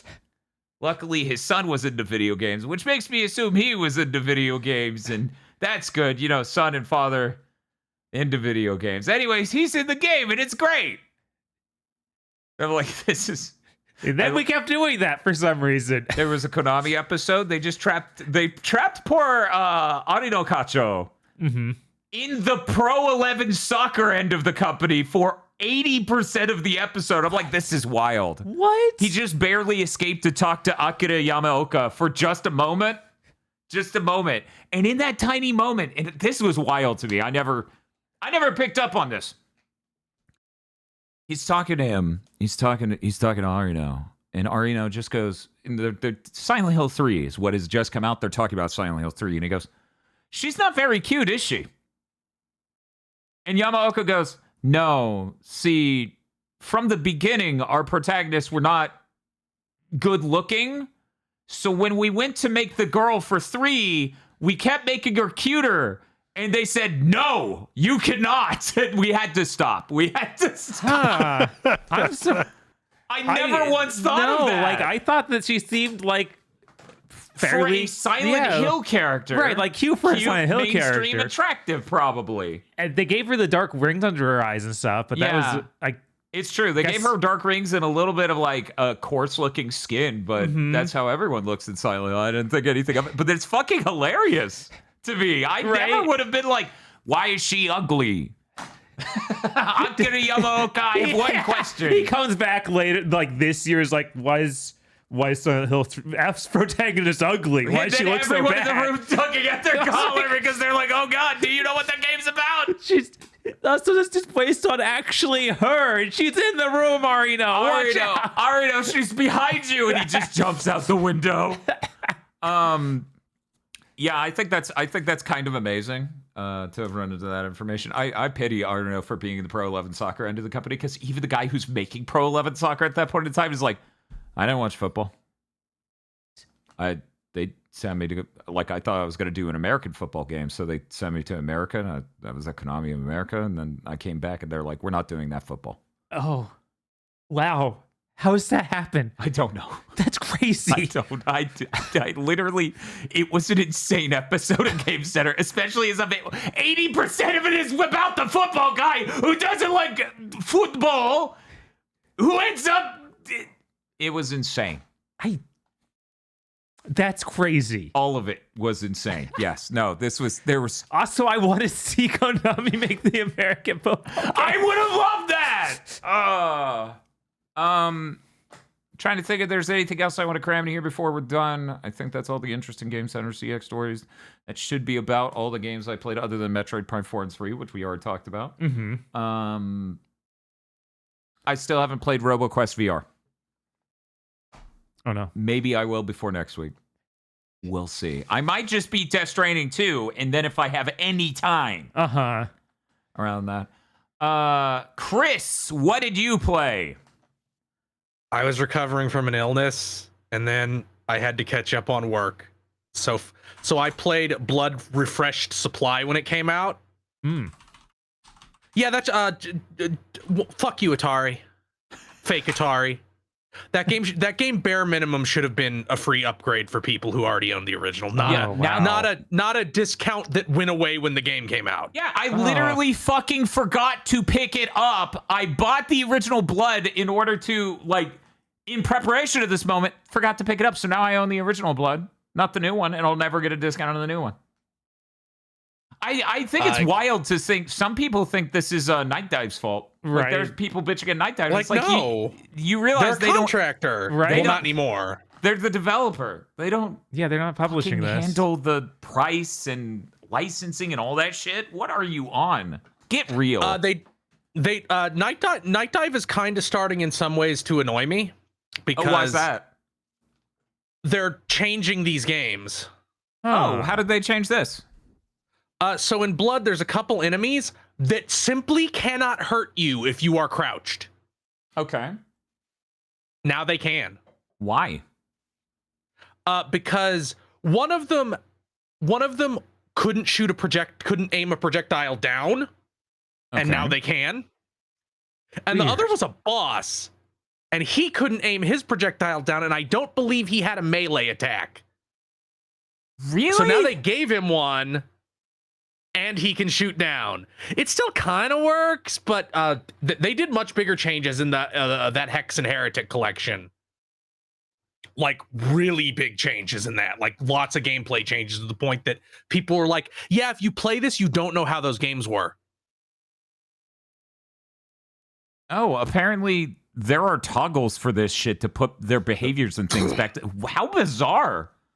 I've never.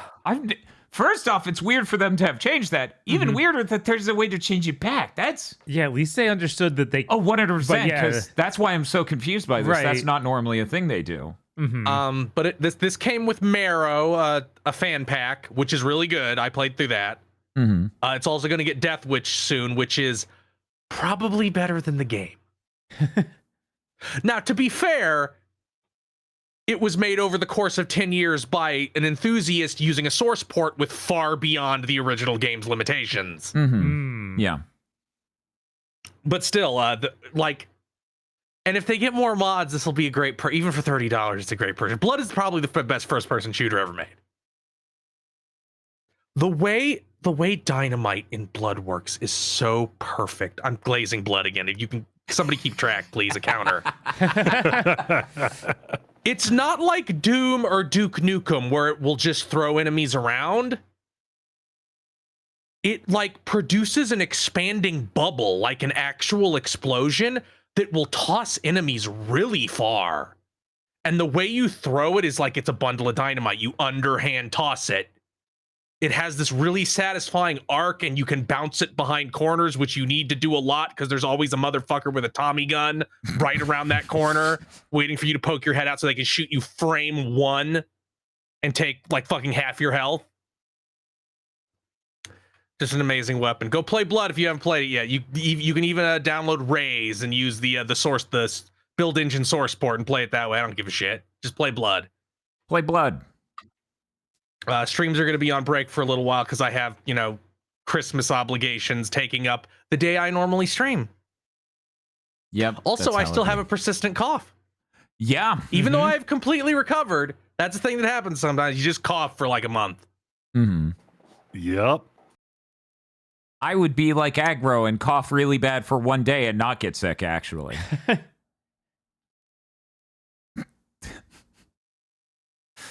That's it. That's all I got. Okay. Yeah, Bob and I are going to be playing Metroid Prime Hunters tomorrow. I set up the DS capture. That's why my PC's now on the left of my desk instead of the right, because we're going to use this cable. Okay. And it will handle everything. And as you can see, that's plenty of length. Yeah, that's a good length. You'll be fine. It's a good size. I checked it out. I played the entire first level. Okay. This is going to be fun. I'm This is excited. This is going to be a delightful stream chat. For one, when you boot the game, it has this like attraction video, like an attract mode video, where it's just like, look at all these cool guys with the dumbest fucking names you've ever heard, like Weasel. It's so fucking funny. Also, it is really impressive of them to have made a fully 3D first-person shooter on the DS so close to launch even. They need to re-release so they can call it Metroid Prime Hunters Silex Origin. That's true. I assume Silex is in this game, but I don't know. Right. I assumed I just looked away from the DS when he was... Yes, and enemies like Weezer. Yeah, I obviously I must have looked away when they showed Silex. Yeah, I don't know how he missed him. He's too big to miss. This is his big... Maybe his origin story is in Metroid Prime Pinball. Anyway, so we're going to be streaming that tomorrow. I'm very excited for that. The Federation Forces and Pinball streams will be either next Friday or between this Friday and that Friday. Mm-hmm. I'm really looking to get Death Stranding 2 done. So, if for nothing else, we may just delay it till next Friday just so I could fucking be done with this game and send it to Chris already. What else? So Bob, you right now. You're playing Metroid Prime 4, but after that, what is it? Pokemon? Probably Pokemon. Pokemon Okay. feels like the next one I'm actually excited to play. We'll see if I can keep playing Metroid or not. Yeah. And I've been dabbling a little bit into Borderlands. Like I don't think I'm gonna play anymore. Like actually beat that. I don't think that's gonna happen. What were the two other games you picked up? It was Kazan and Battlefield Battlefield 6. Yeah. and Demon X Machina 2. Yeah, I really want to play that. Yeah, I need to boot that up because I played the demo and I started to be able to transfer my save, I think. And you're So- playing that on PS5? Yes. Okay. Okay, cool. Yeah, no, lots of games we're going to be hitting soon in order to get ready for Game of the Year. But you know who's always ready? Except for when I forget to prepare them in the least. But they're always ready. It's the Pod Lord. Ah! Oh, fuck the Pod Lords! They're so ready. Now, am I ready for them? No. You think there's a Pod Lord who's like, why didn't he grab Pod Lords in between? Yeah, I need to get my my Game Awards thing in here. I need it now. It'll be so funny. It's worth you doing that midstream. Yes, that's right. The Pod Lords. Pod Lords such as BN12, Red Blaze 27, Suzu Shiro, Behold, My Massive Son. That is fucking huge. I almost ordered one of those because they were on some turbo sale at Walmart. Oh, damn it. I didn't That's know. awesome. Yeah. I would have done it. God damn. That's a good Sprigatito. Yeah, he's so big. WTF, Spider-Man. Mr. I like spam. I don't think this shower's up to code. Andrew. What? What? Jesus. Oh, Is that one of those regen tanks from BioShock? I think it's a save room for Metroid Prime. Or I think it's Andrew because it's BioShock, right? Oh, Andrew I guess Ryan. so. I guess. Yeah. I mean, fair. That doesn't look any weirder than the shower that was in that image originally.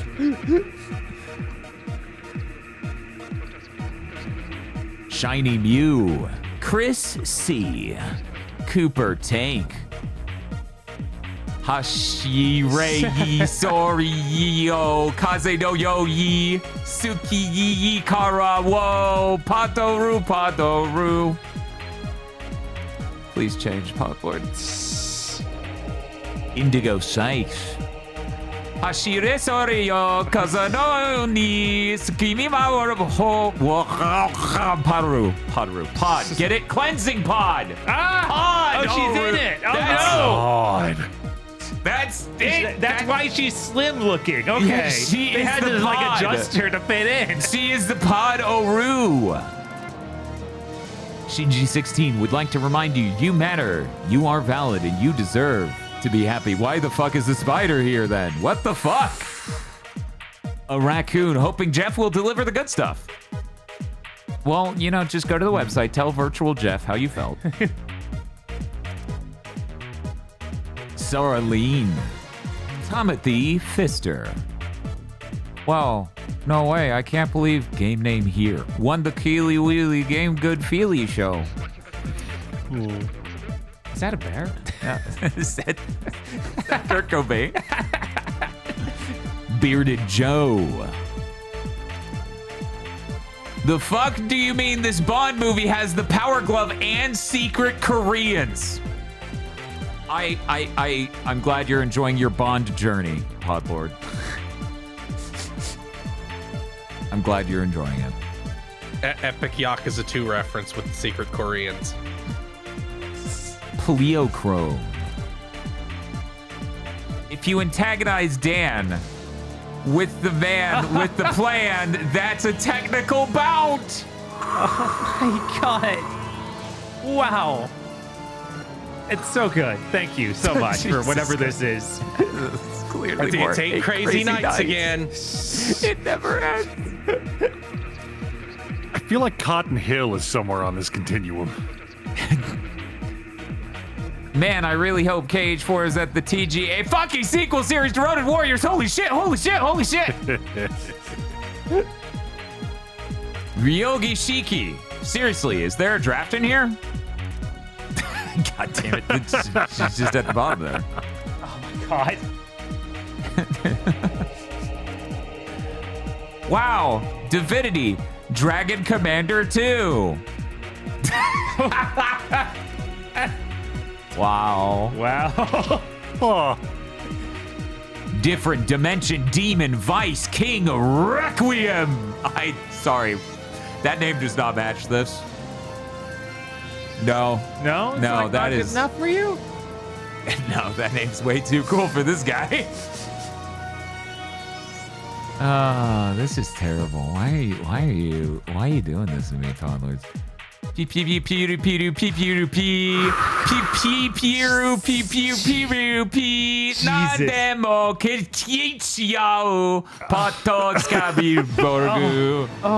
that's Jesus. That is a deep cut and a torturous version of that bit. Yeah, Jesus this Christ. is This has gone too far.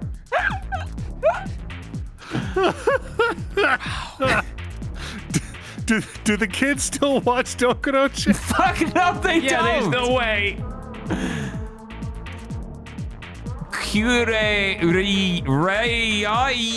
Ryan, you're all destroying my ability to speak even. When he sees that Nine Souls is part of December's humble month. Okay. Cryptid Bird. Mantis Joe. Buckle up for some real fucking weirdos. I love this man. That's rough. This is my That's favorite. horrifying. I hope it's just a mask. Digital Basic. That's a digi. So it is. Hard confirmed. Torokasi wants to recommend the story, The Dragonfly Gambit, an by AD Sui. Short, punchy, and very, very good. By virtue of being useless to AI, Hi-Fi Audio is now the cheap electronic hobby somehow. It is funny because the price on actually high-end equipment crashed like thousands of dollars. So you can now get like an absolute top-tier stack for a reasonable price. But of course, there's still going to be people. Right. Of course, there's still Yeah, of course. If you can spend more, but they'll do it. They'll do it. That's what they're going to do. Congratulations! You've thought about a lot of things this year. Now go and rest our heroes. You think about a lot of stuff. Sounds hard. No, Dan, you don't understand. The house wasn't haunted. You are haunted. Oh my God, you're telling me the cleansing pot is right behind me and I look terrible? This is rough. This is Who tragic. is this? Did they is the hair photoshopped? It looks Yes, so it's- bad. I think they're trying to do my hair. I don't Right? know. I don't know. Yeah, this isn't Dan. This is Otacon. Sadistic Autistic and Crimson Anubis. Thank you very much to our podlords.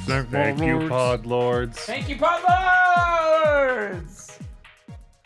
Thank you, Podlords. And if you'd like to become a Podlord, you can go to our Patreon at patreon.com/gbpodcasts. If you'd like to become a Podlord, you can go to our Patreon for as little as $5 a month. You get many benefits such as early access to Chugging Bleach. They're supposed to reveal how long that's going to be early access coming up. Really? Extended armchair devs and gamer premonitions when is it gonna indeed be we do Jump those Fest? shows and can give them to you.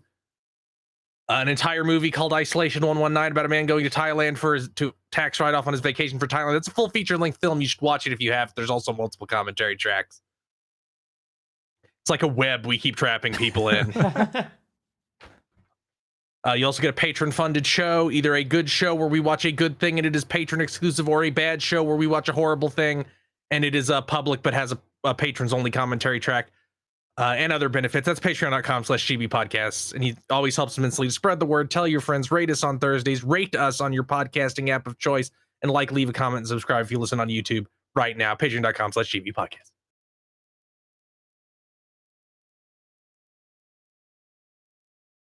I feel like I've been a good boy. Do we really have to cover the industry burning down? I mean, you don't have to turn it on. They're both Microsoft stories, so we should probably just start exercising them whenever they don't fire people. Okay. Like they're kicked out of the segment, they don't raise to it. So Okay, I'll just go treat it like it's my news. Okay. Microsoft is very sorry. Black Ops 7 sucked shit. It's down to $40 right now, by the way. Holy shit. It's a lot. It Jesus. seemed all reporting is that game did terribly. Oh yeah, no one liked that. Mm-hmm. It sold like fucking shit. They started making press releases about. Yeah, they say they will never do releases from the same sub-series in a row ever again, which why did you start? Yeah, I don't know. Yeah, I don't know. There was clearly, there has to be I guess reason. if they want to do these continuing stories, they have to do that. They don't, though. Yeah. I mean, they don't have to do those stories. That's correct.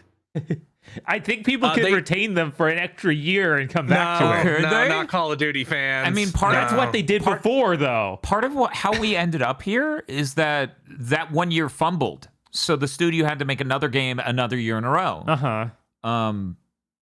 So yeah, no, they didn't want to, and then they still kept doing. Yeah, and because didn't we lose a studio working on Yes, these? we Like did. completely? Like they haven't come back. Yeah, I think that was Sledgehammer, right? I think so. Aren't they just doing support on the others now? Yeah, Something I think like they're that. just They don't- involved in a support role, and they're not making the campaign anymore. They want to innovate, not iterate, which says to me that they're going to skip a year. I think they're very directly headed towards having to do something like that. Yeah. Mm-hmm. And if they skip a year, like again, I said this way back when the acquisition went through. How long until Microsoft goes, yeah, these games sell a lot, but they cost $700 million. You can just put these game modes into Warzone, and we don't have to spend that much money. And you can still all sell all the exact same skins and shit in there.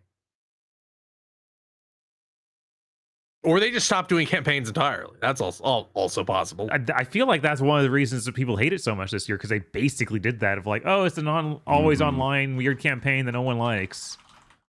Yeah, you can't pause it. It's 4-player. It's bizarre. It doesn't balance scale for you playing with AI. You don't want to play with AI to begin with. It's terrible. It's Yeah. a terrible experience. You got to matchmake in order to beat the game. So let's see. Microsoft Call of Duty has a co-op campaign. Halo Infinite doesn't. Huh. I love whenever I say something that makes Dan make that expression where he just like it hits him and his head spins. Continuing shitting on Microsoft. They didn't put any Series shit on sale on Black Friday, so they sold basically nothing. They were outsold by the next like Connect in a box that you have to pay a subscription for to play the games that has like Bluey and Fruit Ninja. Yeah, did you see this shit? Yeah, I saw that. The Nex, which is like, it's literally iToy Core. Uh-huh. Like, its games don't even seem as Connect Core as they do iToy Core, and it's kind of awesome. We'd be interested in, it's important that we cover the 3 most important consoles equally. So I feel at some point we got to pick it up. But here's the thing. That shit costs $280 and has a sub. Whoa. You have to subscribe. That's crazy. It is crazy. They're doing the deal that Xbox wants. Yes, they're literally eating the Xbox One Dreams lunch. It's so... I think even industry analysts are like, yeah, Black Friday doesn't really see an increase in sales if you don't do a sale on it. Yeah. Like, everyone knows that doesn't work. Of course. You can't just keep selling your thing. They don't want to sell anything. They're done they're done things. doing that. They're Xbox as done. a division has completely quiet quit the whole fucking industry. Yeah, that's why it's like, I don't know if Call of Duty doesn't even come back. Like, Yeah, especially with the RAM stuff jacking up things even more on the price of the next Xbox. The question is now, will it ship? Yeah. Yeah, I don't know. They were already aiming for 1,000, it sounded like, and now even higher, depending on how long that bubble stays intact. I wouldn't be one to make bets that it will still be perfectly intact 2 years from now. No. It's honestly hard to believe it'll stay intact for 6 months. And yet, every fucking gaming site I'm listening to talk in podcasts about this shit acts like that AI bubble will definitely maintain this chokehold on the memory industry for 2 whole years. Oh. I'm like, guys, we're at a breaking point with AI, period. The memory end of this? I mean, for fuck's sake, how many times does Ed Zitron have to go, hey, we have no evidence that those GPUs are installed anywhere? They're seemingly just sitting in warehouses, like all the people who bought the NVIDIA high-end GPUs for AI. Yeah. What? Because there's excited to buy one for real cheap when they have to start selling them. See, that's the funny part. It's like normally if they had installed them and used them, it would be laborious stuff. So you'd be paying for the wear and tear. There's not enough infrastructure to power these fucking data centers and all these other things they need to do that. So literally, the GPUs are sitting in warehouse. There's a reason they keep comparing them to Enron. Yeah, wow.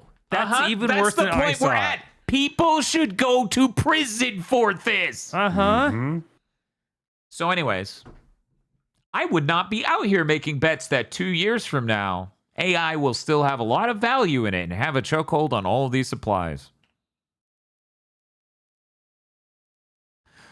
That's it for the Black Friday or the industry burning down news. That's fucking wild that Xbox did no fucking sales. Because we were talking about, I think, how the PS5 Pro is cheaper than a Series X, or about the same price as a Series X. Yeah, it went down on sale below that in many places. Well, at this point, more people getting into the Xbox ecosystem is just a pain in the ass for Microsoft, because that's more people means they'll be pressured to support it for longer. I genuinely think like that before the end of the decade, it's going to be like, yeah, Xbox Live doesn't exist anymore. Game Pass doesn't exist anymore other than a cloud thing. Like there is no Xbox console. I actually had an interesting chart that came across my desk, and this is literally this is literal. This is a chart that I did not seek out, but a friend posted at me, and I consider this news. I don't know how this organization will feel about this. I feel like the legitimacy of this as a metric will be seen as valuable to my co-hosts here. So Pornhub posted their traffic per console. PlayStation 4 down 5%, PlayStation 5 up 11%, Xbox down 69%. Nice. Wow. All we can glean from this chart is that Sony fans love jacking it. Oh yeah, that's all we can. Xbox Chad stay strong. Yes. Is that? It was not year. No, only for Xbox though. No, not fiscal year. Play that jacking it song from South Park. Jacking it, jackety jack. My favorite part is how, if you look at the top chart, it just says Xbox equals 2% of the entire traffic. Which means last year it might have been 3.5. No, I guess it would have been. I guess it would have been 5 probably. That shit 5.5. kills me. What the fuck do you mean, dog? 2%. So, anyways, everything's seeing a reduction, is what I'm trying to say. That's just the important stuff. This news came in pretty late last week, and I think it's pretty fascinating. Yet again, Moore's Law is Dead has been able to get dev documents and corroborated them between multiple studios about PlayStation stuff. Okay. Turns out, you know how we've been waiting for the PS5 Pro FSR4 update? Mm-hmm. So that's still happening. They're still making an FSR4 mode that works on the PS5 Pro. Weirder, though, they're making Pisser 2. They're making a better version of Pisser because apparently it's leaner and it has advantages. So they want to refine that and also add in FSR4, which is like, cool, that's the way to do it, right? Like, offer them options, offer them the lazy option. Because if devs are going to support, partnering with one sec, if devs are going to support FSR4 on PC, then obviously it's easier to let them just do that on console as well, as opposed to try to get them to do Pisser. Right. Okay, Chris, go ahead.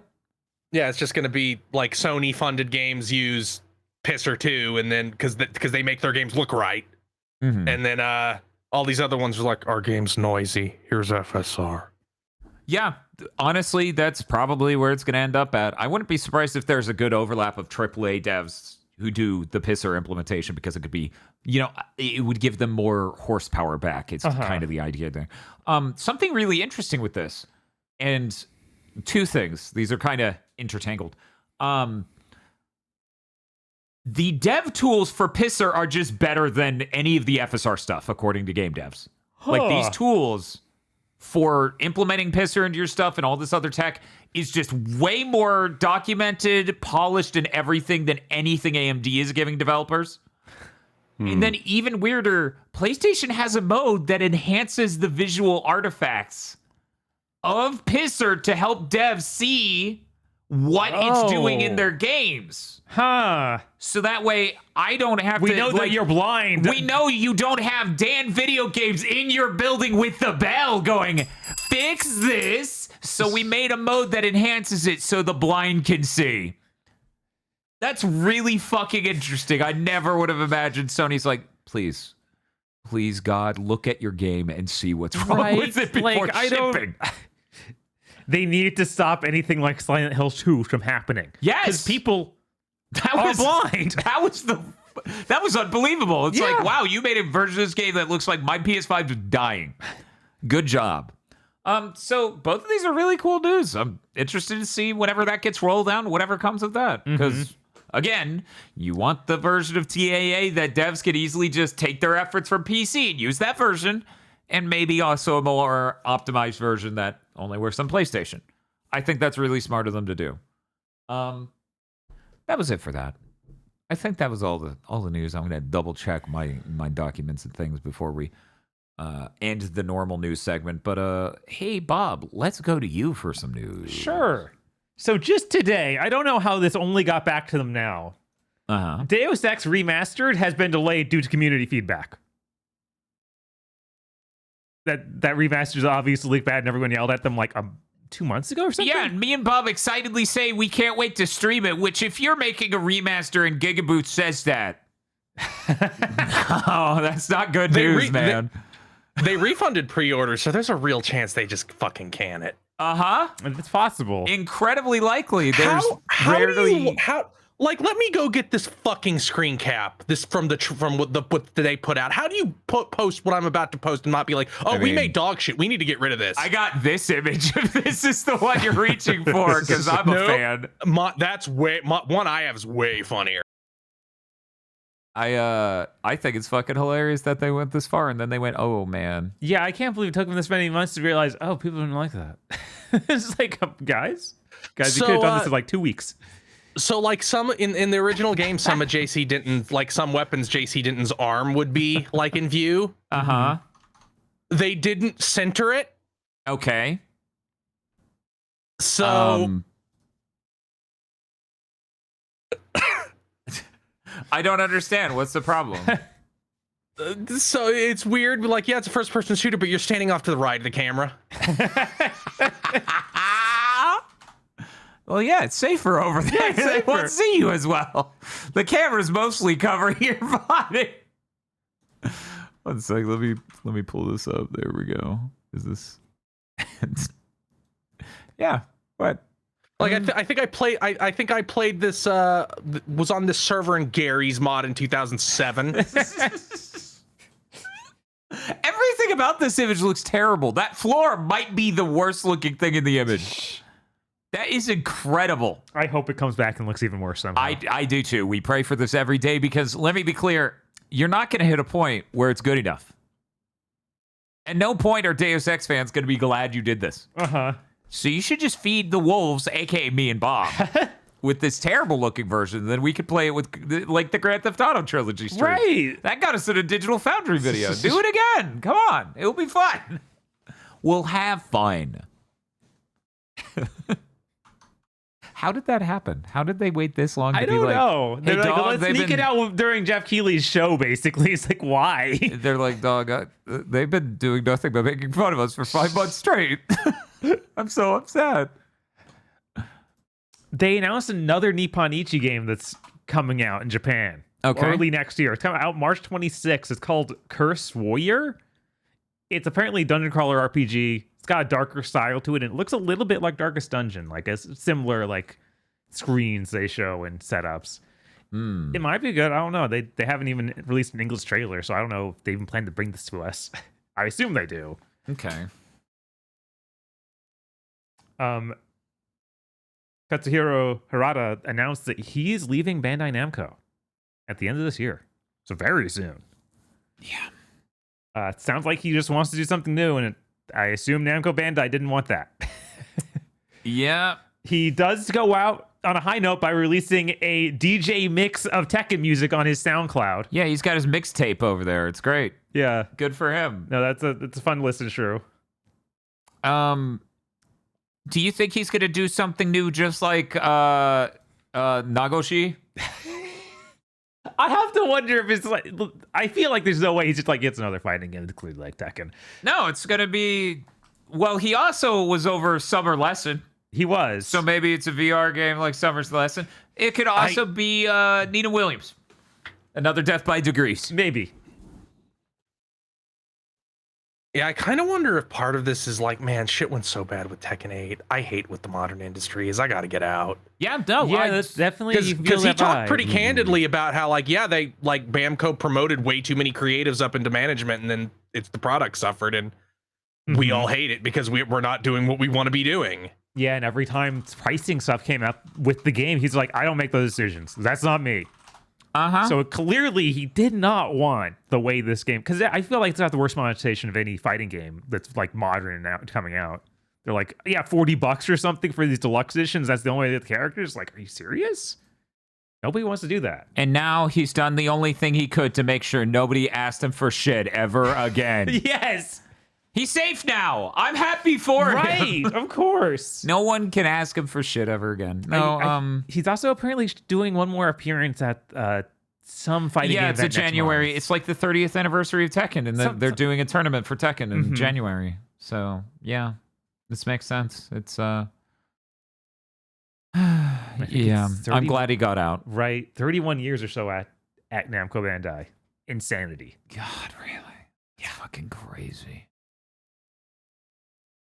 Speaking of fighting games, we did get the list of game lineups for EVO 2026 regular in Japan, which I feel like was the certain things the way they're going with America. Maybe we start calling Japan the regular one because you can go to that country more easily. Well, considering Evo is now pretty much 100% owned by Saudi Arabia, maybe we should just stop having Evo entirely. Yes, that's also something we should Completely consider. valid. Yes. Capcom, you need to start the competitor now. Like, you do Capcom Cup, you need to do like a powwow, a public powwow with like Arxis and Bamco, and be like, look, we have our own now. But That isn't going to make you go to Saudi Arabia within 2 years for the real Evo. Uh-huh. but But they're good friends with Sony. Capcom would never burn their good friend Sony. Because Sony owns part of Evo. No, they sold it. Oh, they sold that completely? I that thought was they a still part had. of... I saw Yeah, they I still them. thought, I thought they I'm still had pretty partial sure- ownership. I'm pretty sure this week is when they lost it completely. Oh, wow, really? Wow, what? Yeah. Okay. Oh, that's crazy. Man. Well, then, Or yeah, they fuck it, gave, Capcom. Go right ahead. Sony, yeah. do your own as well. Like, fuck it. Right? Sony Like, and Capcom, do what- your own. Fuck it. Let me see here. There's like there's all kinds of fucking subsidiaries involved with Evo, so it's hard to keep track of. Right, of course. Yeah, I feel like the fighting game community is so immensely diverse that the notion that the Saudi Arabian government got control of Evo is like the most insane shit you can imagine. Okay, Yeah. back in August, Sony sold Evo to Nodwin, Oh, okay. and yeah. then I don't know what happened to Nodwin. Like I heard that maybe Nodwin is a subsidiary of Sony, but that might have been just to make it easier to sell it to the Saudi Public Fund. Who fucking knows? Yeah, this is complicated. Do we even want to go shoot these games? What do you mean? For what? Like For the list them lineup. all. Yeah. I don't know. Some like we're not fighting game people. Okay, so like I normally don't bring shit up like this, but there actually was when we were covering Evo News last time, and we thought it was interesting to cover it. There was a person who was like, "You don't have to fake being interested. We know you don't care." And I was like, "No, I think those announcements were cool." This is just fucking games at Evo. This isn't even announcements that matter to people who just played these games. This is relevant to the people who go to Evo, or perhaps hope that their presence here is to tip their hand towards an announcement. Right. which And I is- think the most interesting one on here is Vampire Savior, the Legend of Vampire, actually showing I up. think the most interesting one is Fist of the North Star on the Japan list. Yes, that's also kind of crazy. Mm-hmm. Yeah. So, I don't know. We can just not Yeah. save a lot of breath. We got a long, big thing today. Mm-hmm. And if that person's mad again over this, that'll be fucking hilarious. Hey, just because I told you not to talk about it doesn't mean you can then do what I asked. Let's see. Let's go to Chris News. Chris News. Okay. Take-Two has hired Perfect Dark studio head Daryl Gallagher and director Brian Horton to start a brand new studio within 2K. Check back in 3 years. Yeah. Honestly, this is a weird move because nothing about how Perfect Dark was Yeah. going sounded good. Like, it's not like they had a great idea. It's not like they had a well-organized team. It's just weird. Yeah, It's just like, weird. did these guys do something important before that? I don't know. They have been Yeah. around for a while. That much is certain. But one has to wonder, like, obviously the problems with Perfect Dark, in case you're not fucking reading the news and putting two and two together, is Microsoft. Yes. That's the problem with all of their fucking games. Their fucking terrible contractor policy, everything. Obviously, it's fucking hard as hell to make a video game when you can't fucking hire and retain employees. It's hard enough to make a game in this industry, period. So, I don't doubt that maybe the people over there were cooking something serious and just fucking pissed yeah. under the conditions Absolutely. they were working. So, yeah, no shortage of feedback. Yeah. So, Inti okay, that's good. Inti Creates has announced a new game, Kingdom's Return, Time-Eating Fruit and the Ancient Monster. It's going to be on everything, all the modern platforms. It seems to be a town builder plus Dragon Marked for Death, like it's a 2D game with tiny sprites and you do side-scrolling combat. I didn't play Dragon Marked for Death, so that just looks kind of the same, so that's what I assume it is. Huh. And it comes out April 23rd. God, I wrote that wrong. April 23rd, 2026. R-Type Dimensions 3 was announced. It's out in May. It's a remake of R-Type 3. Marketing hasn't mentioned the ability to swap between new and old assets the way the first Dimensions, which was 1 and 2, did. The trailer So shows that doing that. Oh, does it? Okay. Yeah, the trailer's Okay. like whole thing is doing that. Okay, I didn't look at the trailer. I just read the blurbs. So that's good. That seems neat. Yeah. And it came out today directly from this developer. Expedition 33 cost less than $10 million to make. That's a much lower number than the amount of dollars they made from making the game. Weird. Huh. I've been on record almost every single Big Think Dimension for the past 2 years, maybe longer, that you should just make a turn-based game because it's cheaper. I didn't think it was that much cheaper. They specifically say, yeah, we made a turn-based game and didn't make it open world. That tends to bring your costs down a lot. Yeah. And they had a more interesting open world than open world games do. Weird. Yeah, no, they had a world map that had a bunch of hidden shit in it that was really cool, and some of it had interesting stories lying in wait. Mm-hmm. It really helps when you have a developed world with the content in it to deliver on the thoughts you had for the world, and you're not delivering that via fucking text logs. And it also helps you keep your development low at the same time when it's a fucking turn-based game, a thing we all keep saying! Yes, it is more expensive to make Final Fantasy 16 than this by an order of magnitude times 2. Didn't we have numbers for that come out too? Yeah, what were those numbers again? 91. 91 million. Yeah, Rebirth and Remake were the more expensive Square Enix projects. Remake was 215 and Rebirth was 209. So Rebirth was actually less than Remake. Slightly.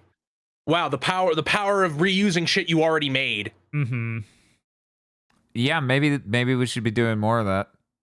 Maybe we should do it. Maybe. Yeah, no, that's Rebirth gay. is also a much bigger game than Yeah, Remake. it's probably one of the biggest games ever made. Hmm.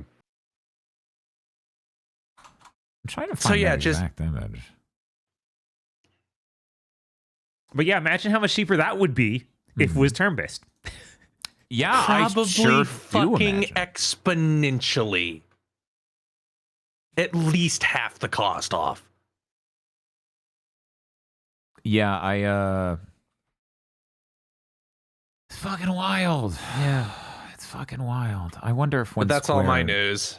I wonder if when Square recuperates, because they literally, just to be clear, in case it somehow hasn't been clear yet, they burned everything to the fucking ground over there, apparently, even more than we previously thought. Yeah, they canceled pretty much every single thing in development that wasn't Remake Part 3 and KH4. Like, it was a complete slate wipe. And to some extent, I thought another project was being retooled. Uh-huh. And apparently not. So, holy shit. Yeah, no, they're just gonna have nothing for a while. Yeah. No, they're gonna have all these tiny little things that are remakes of their previous games, like Dragon Quest VII reimagined. Yep. Mm-hmm. They're gonna. The NX side will keep turning out some Dragon Quest games. And that's it. Final Fantasy 16 was about 9 times as good as Expedition 33, right? I think we can all agree that. 100%. Yeah, sure. Yeah. That's right. It scored a 72 out of 10 from each of them. Holy shit. I just, because did we cover every number that was in that leak or that post? Because we covered all the budgets. Yeah, the budgets were the interesting part, of course. Oh, no. There was also Capcom ones for comparison. Yes, apparently Dragon's Dogma 2 was 102 million. So here's the interesting thing. They're pointing out like, oh, this is how much Square Enix pays to make a AAA game versus Capcom on average. Mm-hmm. Square Enix on average was like 156. Is this 100 millions of yen? Because that's how numbers work in Japan for people who don't know. Okay. So 100 millions of yen is the metric. 66 for Capcom, 156 for Square Enix. So that makes sense. Square Enix makes all these enormous things, and Capcom makes mostly shorter, more linear things. For people who need that in a different number, Dragon's Dogma 2 cost 105, hundreds of millions of yen, right? Which is less than Forspoken. By 32! It is 137 compared to 105, and Dragon's Dogma is the game that's so high budgeted shit, we're all like, ooh, this might mark a turn for Capcom to have spent still nowhere near Square Enix. Okay. 16, weirdly enough, is like the cheapest game put on here that isn't Capcom at 91. That's so crazy. It is. because that game does feel like it budget blows pretty frequently, and they kept bragging about getting all these different parts of the Japanese industry to make it. So I figured it did use a lot more money than that. They spent a lot of money on those action stages. There are like 10. Yes. And then the rest of the game is you pick it up dirt. Does it have the DMC5 price on there? No, DMC5 isn't shown here, but I imagine you may be able to find that elsewhere. Why did Forspoken cost so much? Because it was made on the Luminous engine. I mean, there's that, and then there's like so many cutscenes and real actors and all that. It's the usual quadruple A blow. You know, you see this in Sony shit. That's why Spider-Man 2 costs as much as it does. Man, Dragon's Dogma 2 sucks, though, and it still costs them that much money. That's awful. Yeah, that's probably the biggest black eye that Capcom has. Yeah, like that. They literally made a game worse in every way than the first one. It's incredible. But yeah, no, that's... Also, Forspoken was really troubled in development and all these other things. Yes. But yeah, to throw it out again, just because I think this is fascinating. Rebirth cost 24 of that cheaper than Remake. Remake was 209. Rebirth was 185. That's really crazy. Yeah. Now, admittedly, we have to hope or assume or... reasonable speculation to believe that includes the CyberConnect early version, because they did originally start the development there. So that might explain the budget gap. Being that so much more expensive. Yes. But hey, you know, they made a lot of money on Remake. Like that sold a lot more units than Rebirth, so they probably made out fine on that. That's true, because they got that COVID buff. Yeah. It really helps if you could launch in the first quarter of 2020. Yeah, just do that again. Yes. Just do that again. An analyst on a long enough timeline, an analyst will say that sentence. Yes. I noticed we did a lot better during a global pandemic. So have you considered? Oh, hey, look at that. Super Mario Bros. Wonder is $40 on Woot. Whoa. You already have that though. Yeah. And I don't care. There's our news document. Okay, Chris covered all this. Everyone covered all theirs. We have Day of the Devs. Yeah. Let's go ahead and do that briskly. Can you lead us on that? Okay. I'll lead us on the Game Awards. There's the Game Awards. I got to scroll down to it. And Aggro, you also watched. I did. Okay. Cool. They opened it up with Escape Academy 2 Back to School, and the demo is out now. It's like Escape Rooms, open world, yeah. Multiplayer puzzle game. Yeah, maybe that's neat. I don't know. Yeah, then be cool. Then we have Tim Schafer show up in a Santa suit, and they do a little bit there. Okay, and then go back to games. Oh, okay. Like Oasis, but spelled away, like away. I'm going away, sis, but. Remove the comma and the implied space and put Oasis. It's a 4-player physics-based co-op game, and the presenter made a Power Source reference. No, there was no way that fucking happened. Aggro? You tell me Bob is lying. I didn't catch it, but I can't say he's lying. And honestly, I forget what else. This is the one with the little fox, right? I'm pretty sure. Yeah, like the foxes and crows and stuff, and he's kind of like sliding around like he's skateboarding on the environment. Yeah, it looks neat. Lucid Falls, a first-person horror game in a lucid dream. You shoot demons with your flashlight crystal. Stretchmancer. It's a first-person puzzle game, kind of like Portal, but instead of portals, you would like stretch the environment, like shrink and pull it out. It looks really cool. That sounds awesome. This looks dope. Stretchmancer. 2 words, not one. Weird. Yeah. Virtue, and a sledgehammer. That's a name. You fight robots and destroy buildings with your sledgehammer, and it's probably also a metaphor for a failed relationship. Yeah, this game is about something. We now return you to the Alasdair Beckett's Kingsdale skit about indie games. It's my wife calling me on the phone. The trauma giving me superpowers. Yes, it felt like that, like really bad. Me. A horror game by the creators of the Caligula Effect. Oh. It's got a more realistic style. You play as a high school girl with 4 different souls, and it sounds like you'll be doing player choices will just dictate which soul survives. Sorry, chat wrote red I faction see. your girlfriend is a bitch. Jesus. It's interesting that the creator didn't say, "Oh, you'll pick which soul is the real one," just which one is left. Right. It might be one of the fake ones. Implying that there are fake ones. I was like, I didn't go in with that suspicion, but okay. He also had an interesting line where he said they didn't really want to call it a horror game, just that they were getting into things that humans find disturbing. Yeah, and then all the footage was actually horrifying. So The Caligula effect was the 1 and 2 are really fascinating with really neat ideas. They're just so unbelievably no money that not even I could get through it. It's like, yeah, where man, this actually there's looked cool stuff happening, but this is so fucking cheap. it looks like a much more put together game than those do. That's probably not 60 hours long for one. No, there's no way. Soundgrass, an open world music based puzzle game where you play as a ball of light that goes around this huge world. It looked kind of neat. Is there grass in the world? There's grass. There's like Bunch of weird plants. They all make noises. You Okay. are not the ball of light. It's first person, and the ball of light is a drone you control. oh, is that what's happening? And you can like Okay. send it out and hear from its perspective and do a bunch of weird abstract puzzling. Could be neat. The Dungeon Experience. All I wrote here was it was Rick and Morty comedy. It, nah. Some dungeon game? What? Give me anything other than that.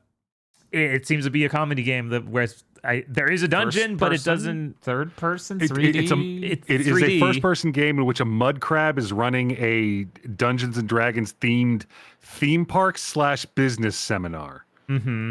Okay. All right. Yeah, it's a weird one. Okay.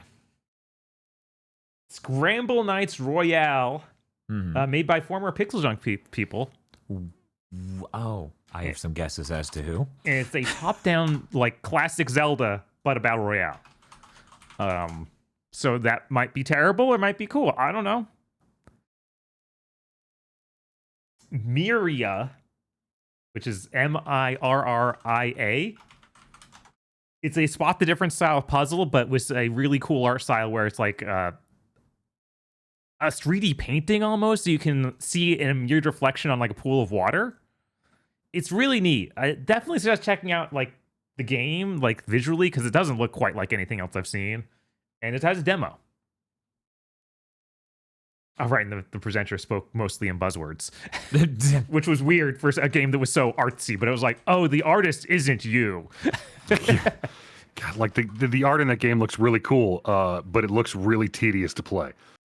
Yeah, probably. Because it's just going to be a lot of like panning the camera around, trying to spot little tiny differences between these two different sides of the world. Big Hops got a release date. It's out January 12th. For people who don't remember, this is a 3D platformer where you play as a frog. It's inspired by Breath of the Wild by having a whole bunch of like emergent design and weird little abilities you get that you start out with. I like the demo a lot. This game looks really cool. Corgi Space. You know what a corgi is, chat? That in space. Actually, no. What? It's Okay. called Corgi Space because all the games have short legs. All of the games have short legs? It's a collection of 8-bit games. Metaphorically. Oh, that's it's a neat. bunch of mini games. Oh my god. Okay. So we have our first UFO 50 like. Mm-hmm. Uh-huh. It's out now. Oh shit? Real shit? They say 8-bit, but it's much smaller pixels than you would expect hearing that. It looks like something more designed for original Game Boy. But colored. And corgi space. Yes, Corgi Space. All one word. All one word. Into the Fire is a volcano fire rescue game. It's out first half of next year. It looks pretty cool. You play as like a firefighter fighting not just a volcano, but it seems also of some sort of or like demons or something. It's got Yeah, a we've very seen this surreal art show up style. a couple of times, but it actually looks real now. Mm-hmm. You have like a feature where you can yell and it make the whole environment vibrate, and then people can like respond, and you know where to find the person to rescue. You got like a water hose from your tank and an extinguisher shotgun and water bombs. Mm-hmm. Dogpile, which is a roguelike puzzle game where you drop dogs in a Tetris-like field, but the dogs like combine together to make bigger it's that dogs. fruit merge puzzle. Yeah, but that's with dogs and power-ups. Mm-hmm. It's out now. The dogs are drawn well. It's got cute art style. Sunshine Arcade. Did you write this one, Aggro? I did. It looks like Clover Pit, but you're in an arcade and you play Smash TV instead of gambling. That's neat.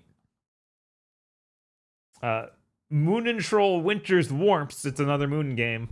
You Moomin chat? Who up Moomin? Demon Tides is out February 19th on PC. Yeah. Still, we don't have any confirmed date for other platforms, but they said they're working on Switch too. Okay.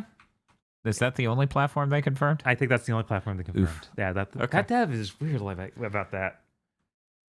Frog Squad was a Now, W. Bob, the very first thing I did in this entire news document was look up that was spelled correctly. Of course. There was another typo I fixed, but this was the second thing I saw, and I went, no, there's no way it's spelled like that. It's a squad. Squad. It's a squad. Okay, so what's the deal with this? It's a co-op platform puzzle platformer made by devs from Fall Guys. Oh, okay. Procedurally generated levels for all of it, so it's probably going to be terrible. But it's got a neat art style, and it seems like it just focused on having a bunch of people drop in and just doing platforming stuff like Fall Guys, but less of a time limit. More just like, oh, you're trying to with no eggs. Yeah, no eggs. Hopefully, I don't know. I don't want to confirm no eggs. There's probably eggs. There's probably eggs. They'll find a way.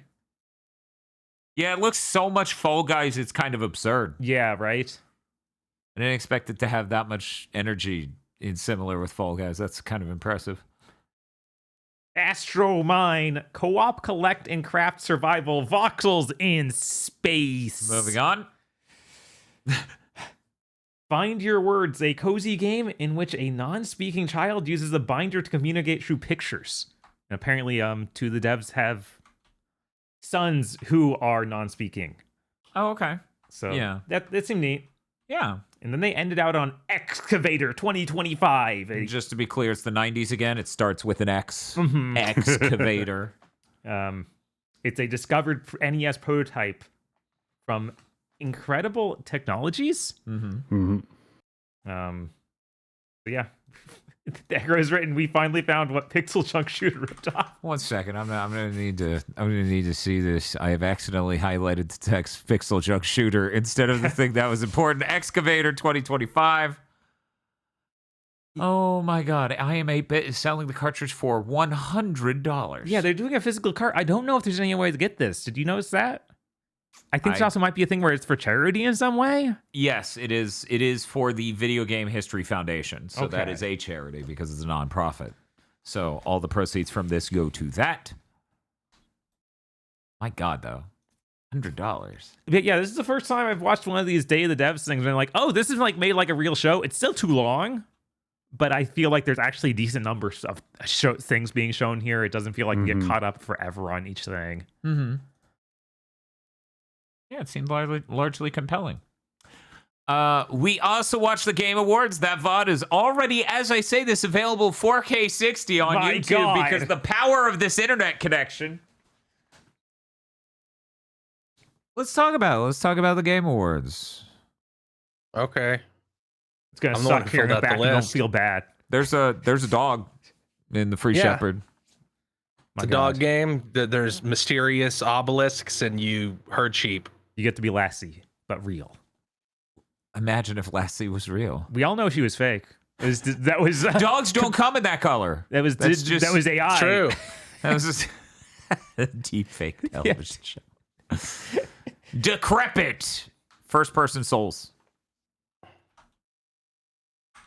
I'll just Okay. read the titles and people can say whatever they want. Yeah, I We'll was like, I speedrun honestly this. can hardly remember this one. It's Audio there. Mech is a shooter, sort of side-scrolling 2D, fucking twin stick-ish almost, where it's made by the person who made Audio Surf, so it uses your music to queue up your own attacks. You have 3 types: one's vocals, treble, another one's treble, another one's bass, and the enemies also their patterns when they attack you sync up to that as well.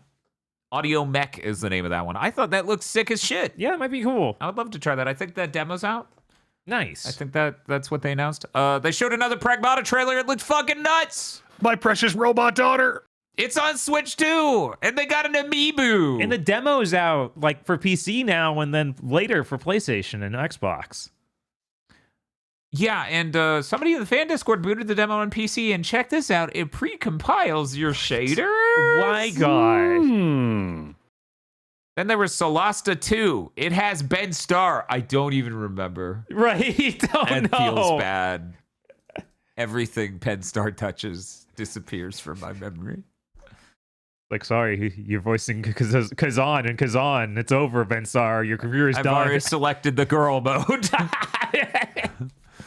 They're total cowards for not just having the girl mode sound like Ben Starr. Yeah, I mean, They are. Street Fighter V Seth is right there. The president exists. Do it. Take Rat. It's a vehicle scavenging game. That game still looks really cool. It looked neat.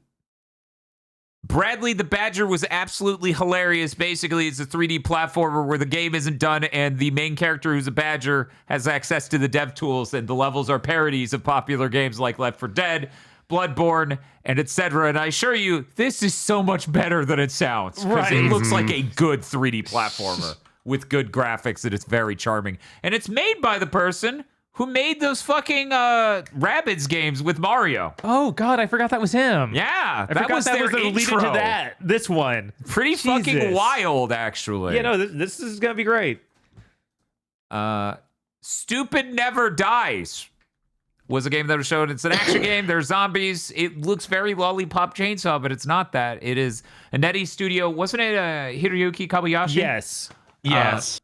I feel like I shouldn't think so much of Yaiba when I see your action game. I'm sorry. Oof. That's all I can It think looks of. so much better than that. Oof. It's closer than that than something I'd like. So we'll see how it goes. Help, I'm falling down a stair. It just looks like Flight of Lollipop stairs. Chainsaw. Like the splatters and the paint spray and everything is very, very similar. The graph of Lollipop Chainsaw and Yaiba is very similar. Just, one has the sauce and Suda and one doesn't. Bob's gonna plant all these action games on a chart. The X and Y axes. Who knows what's on those? Star Wars FOTOR is KOTOR 3 made by Casey fucking Hudson. That's wild. That's Yeah. a wild announcement. Right? Like That's insane, yeah. Did we even is this a studio we know? I don't even remember seeing that. No. Okay. It's new. Yeah. All right. We like the studio he was working for with NetEase fucking closed, so I have no idea who's making this. Weird. They have not. I don't even think that it doesn't. Like, I guess we'll find out soon. Right?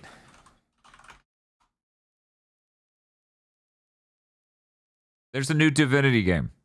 It got an insanely gory trailer. That was so We can't sell long. horses though. Yeah. No, you no. can't. It's just no. Don't be ridiculous. You didn't make Baldur's Gate 3.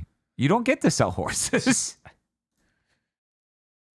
Is this meaningful to people who like Baldur's Gate 3 and Divinity, or is it just? I mean, it's a new I game played from Divinity Larian, so 2. This right. doesn't seem like the same. This seems kind of a lot darker.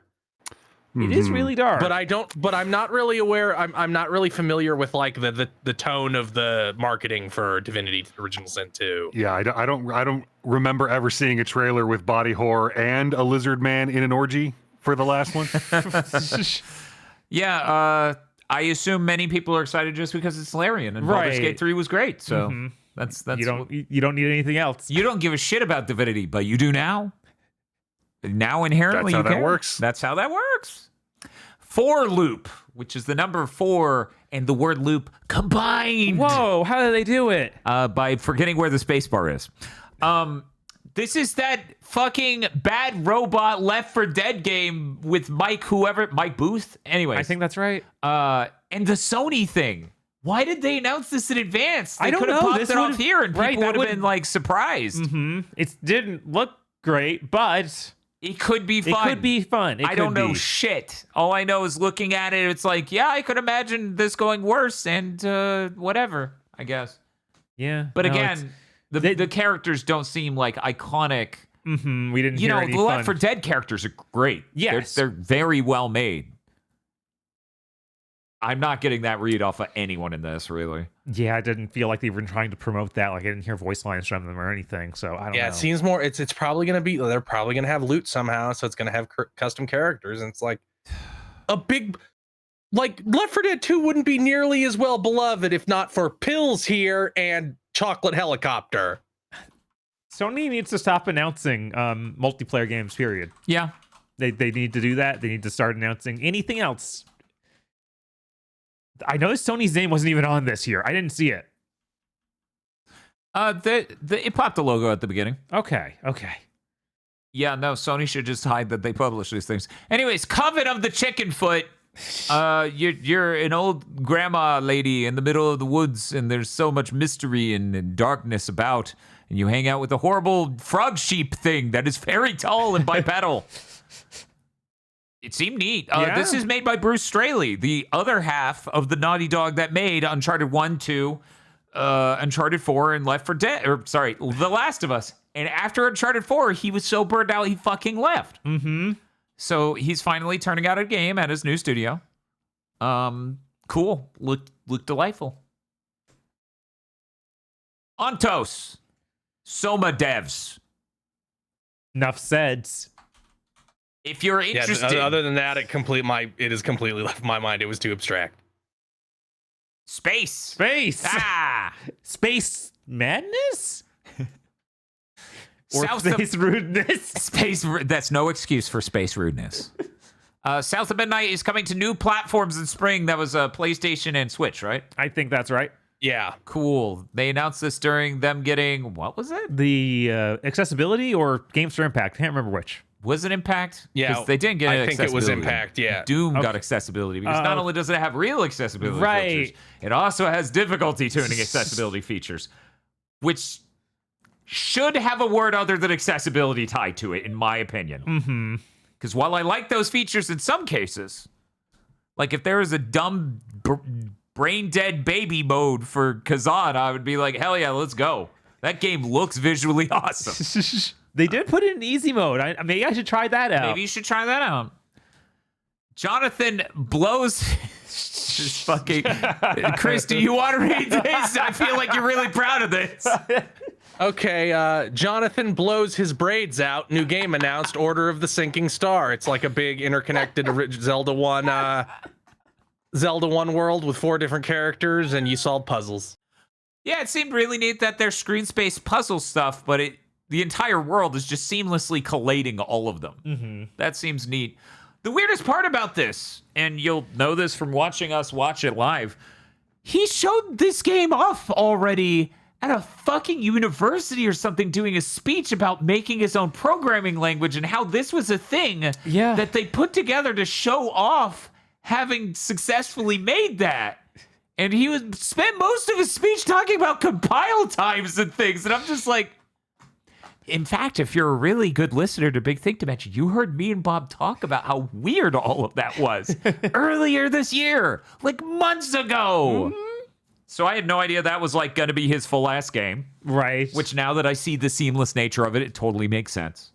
Because at that point it was like screen space puzzles with tiles. I don't know that this is inherently a compelling new thing for a thing, but knowing that it's like, no, zoom out, it's all connected, that does something.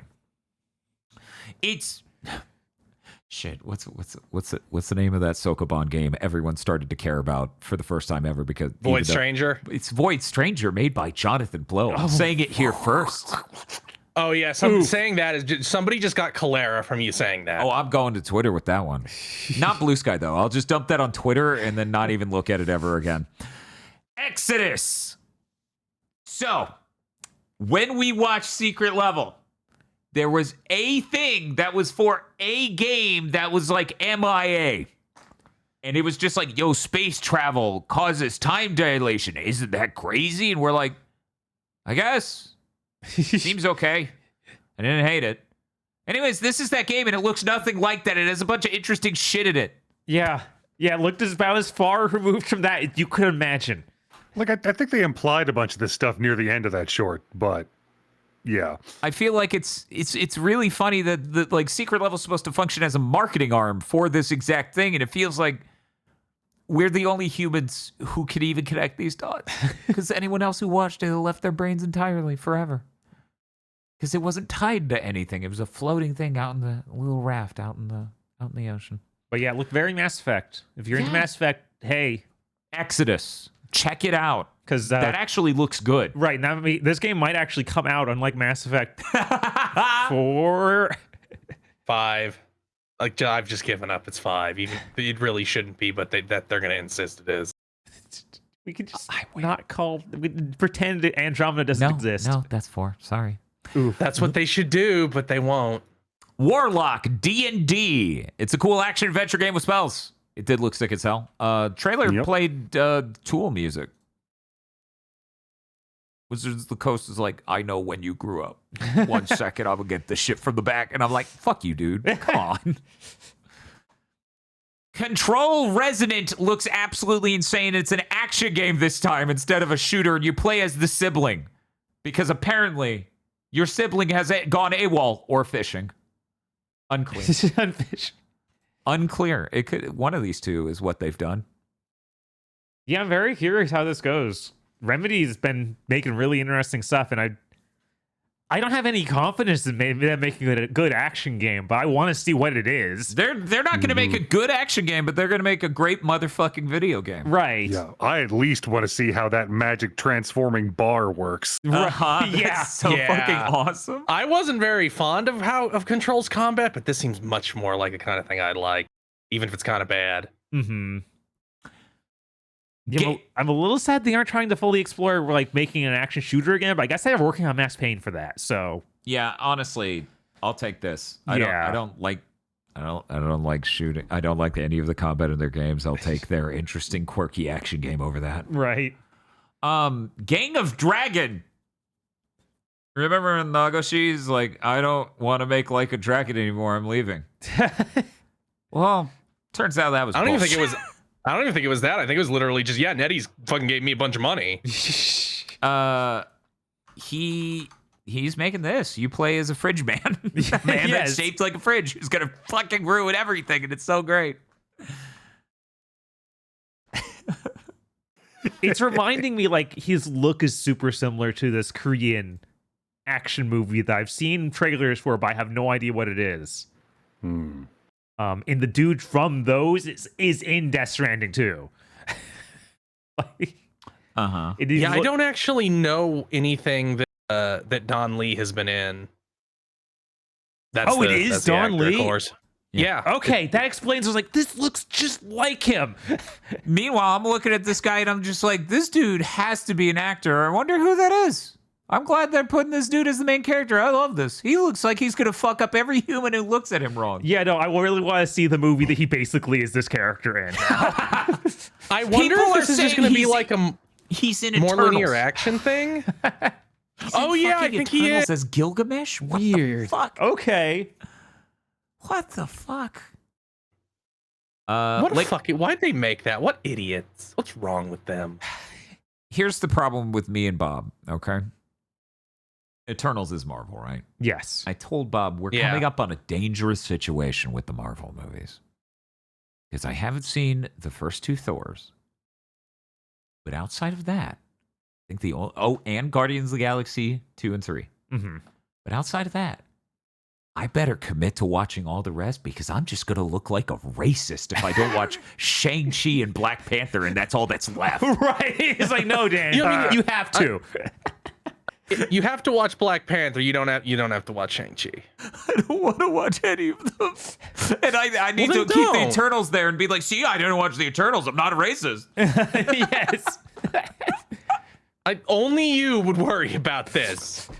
No, I think it's funny because every time I think about the ones of these I don't care to watch, Shang-Chi and Black Panther rise to the top. I can remember them. I constantly forget Eternals in the first 2 Thor movies. Oh, right. And then the second Ant-Man movie. We only saw the first and third. We only saw the first and third. Which is probably the ideal.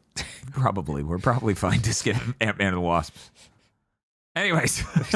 Lego Batman Legacy of the Dark Knight. It's every Batman movie turned into an Arkham-style combat thing. That's Lego. And the Arkham games themselves. Yeah, even Yeah. those directly. It's a giant pile. Yeah. I really wonder how they're going to string these together. I think this could be really funny. Mm-hmm. Tomb Raider Catalyst is that new Tomb Raider game. We get a trailer where she does the twin gunning and she's got shorts and is busty and shoots people. And then it's like, it's over and the rocks are shooting up on the ground. Whoa! Whoa, what's happening? And Guys, what's up? Guys, Yeah. just don't even try. I'm talking to the developers, not us. Oh, okay. I'll Don't even try to connect this to the old ones. Don't even bring it up.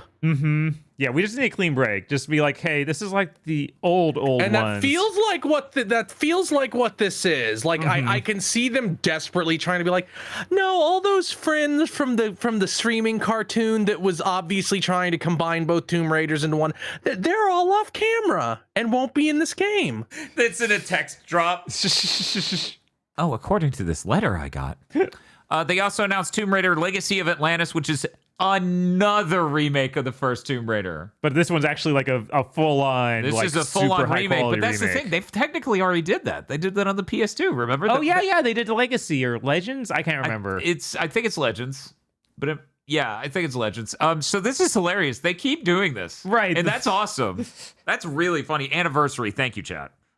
You can tell we haven't done Lara Croft month. We really need to. I wonder if the hype around these games will be enough to keep people wanting I mean, a Tomb Raider month, a Tomb month. I would, this month will be your Tomb Raider. I keep wanting to do that. I think that would be fun as hell. I have beaten 0 of those games. Forest 3. I will now read the notes. I don't know. Bob? I don't know. I don't know. Aggro? It's Forest in space. Forest 3. We skipped 2. It's just like Metal Gear Solid was supposed to be. Diablo 4,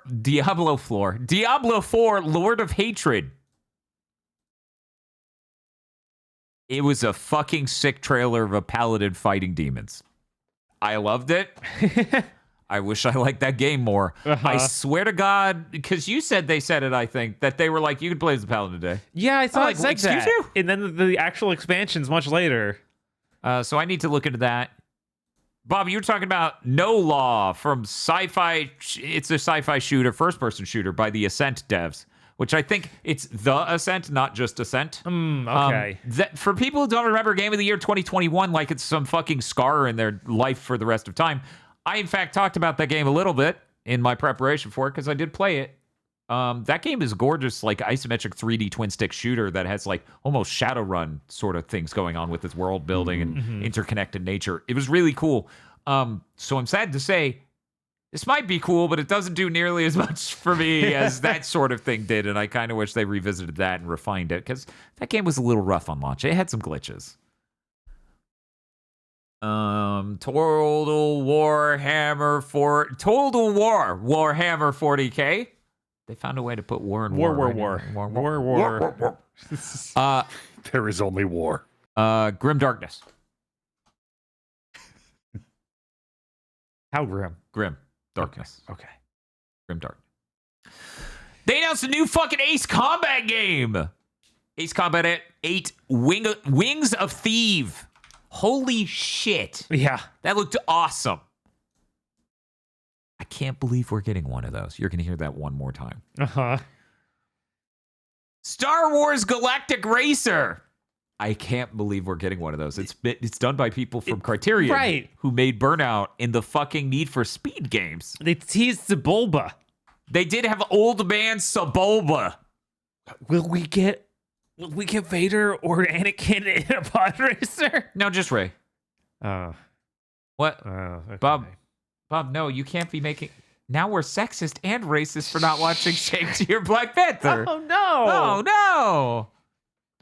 I honestly, just show me a trailer that runs at 60 frames per second. I'm sold. Yeah. That looks sick.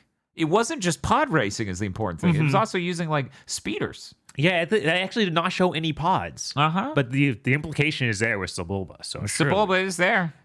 Surely. Phantom Blade Zero's out September 9th, 2026. God, that's so far. That's pretty far. They kept showing it and looking really done. So I thought we were sitting a lot closer than that. They announced a new goddamn Mega Man game, a thing I did not imagine me being able to say by the end of this. You know why they announced it 2 years in advance? A fucking Robot Master design contest just went up right now. Whoa, nice. Bob, That's cool. you know what you have to do. I do have to do. It is time. It is time. It's the funniest part. It's like, you could do it digitally, but really just you could use a pencil and just scan it in and send that in. And I'm like, yes! Yes! They did not appreciate Gunman. I wonder if that makes sense because Capcom's leaning more and more into these user created things. Like they every year they do a Street Fighter contest and put that art in the game. So it's really cool to see them actually go back to the roots and do the Mega Man one. Yeah, because I was always sad that they never did that in America. I always just read about, kids, we let kids do it. And it happened, it was real. And I was like, I've never heard anything. Yusuke Murata is going to enter and they're going to be like, you're a fucking professional now. Go away. Get like you, scram. Yeah, Bob, you need to make Timer Chan Man and Uma Musu Man. Jesus. I wonder if there's a limit to entries. I don't know. Mega Man Dual Override. Is it Override? I thought it was Overdrive. Is it Override? I think it's Override. Yeah, I think it's Override. Mega Man's design is slightly different from how it was in Mega Man 11, but it looks incredibly Mega Man 11-y. Yeah, no, it's very close to Mega Man 11. Somebody posted a comparison, like he's a lot less squat and has like more normal proportions. Yeah, I'm surprised Proto Dude didn't retweet the person who made the image comparison, but yeah, no, that design competition is fucking, that's awesome, dude. And they played the Proto Man whistle, so hopefully... Yeah, Proto they Man. did like a little homage to the Proto Man whistle at the end, and I'm like, is that the Override? Is this it? It took them this long. We're gonna have like Proto Man, Roll, Bass, everybody now, right? Beats. I guess. I bet we have Proto Man and Roll. I wouldn't bet money and probably Bass. I wouldn't bet money on anybody else though. Dr. Cossack. Come on, everybody. It's sure annoying that they were like, yeah, we don't have any of those characters in 11 because it's like a fresh new start. We don't want to confuse people. And then it took 9 years. Yeah. That's a good comparison. This is a great comparison. Thank you. Yeah, God, why did it take this long? It's so sad. I know that the producer left, but come on. Yeah, no, the dude leaves, and then no one else is like here to. Oh wait, one second, I got the image comparison. And then we still don't have anything on like the rumored X projects and anything else. Yeah, I still don't know. Like I love classic Mega Man, so of course I'm excited for this, but I was hoping we'd also see something like bigger, like a Legends like experience.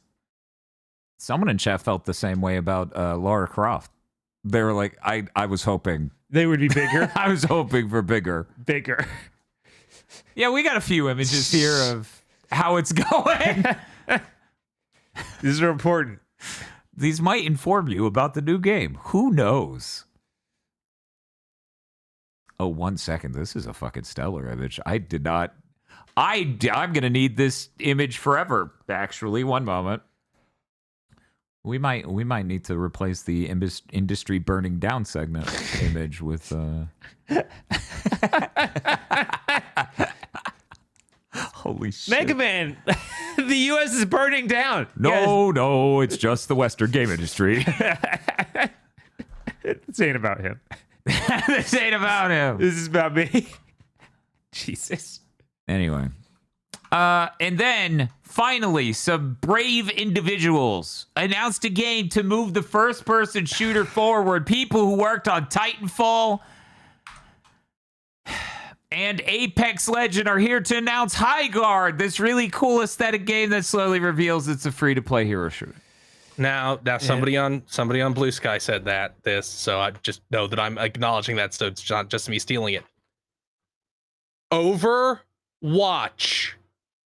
High Guard. Uh-huh. That's how desperate it is. That's how desperate it is out here. Uh-huh. Mm-hmm. It's...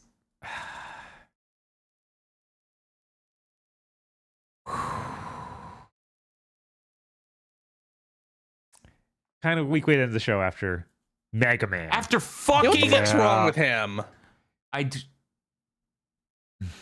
It was Because they paid $50 million. Because they paid a shitload of money. They're allegedly like an indie dev, so presumably not. And yeah, Jeff he just thought it was probably that thought cool. this was huge and based, and he has no taste at all. Mm-hmm. And he doesn't understand how huge Mega Man being back is. Maybe he thought the Mega Man trailer wasn't enough. Maybe he didn't think it went far enough. But yeah, as you can see, they changed his proportions. Yeah. He doesn't have the giant head anymore. They Right. went for more of, honestly, the proportions he has in like Mega Man 8. He's skewing back towards that as opposed to the Mega Man like in 11. Yeah, and which I guess would be closer to like classic NES era. Kind big of, head. yeah, but he should be even thicker if that's the case. Yes. But yeah, no, Nobody's obviously ready for Mega Man thickness, regal. regal thickness Mega Man. That's what the tweet was about. Yes. You're gonna have to wrestle a fucking alligator. Anyways, as you would assume, I'm elated over the Mega Man announcement. I guess I'll try High Guard. Yeah, it's It free to had play. cool shit in it. It really did. Every game like that, I need to keep a watchful eye up. Like, you're going to be on Steam. You're going to have to disclose some things. And I hate that I have to think about that, but it's like every one of the games, the exact genre is like, you are the most likely. Also, my premonition was only half true. Our creators did win Best Multiplayer Game, but they did not mention AI. Mm-hmm. I wanted booze. The people who accepted the award probably were like, we're not going to fucking bring it up. We don't want to get killed. Right? Anyways, that's it for the Game Awards. It was pretty good.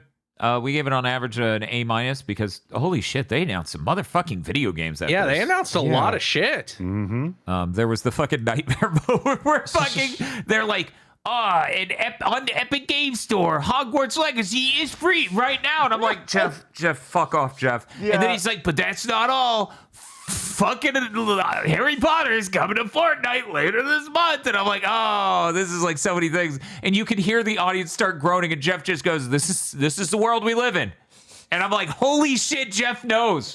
He knows. That dude must have had a pretty nice paycheck to announce that shit. If even in the moment of them booing, frame one, he goes, this is the world we live in. Yeah. I honestly, I don't think what he said was directly in reference to that. I think he was just trying to go, oh, this is a wacky thing in a video game. Isn't the future crazy? Which one of us paints Jeff as more evil or stupid? Yeah, no, I think it was just gormless and not evil. I think Jeff every day looks at himself in the mirror and is like, I have everything I wanted to do, but at what cost? Probably.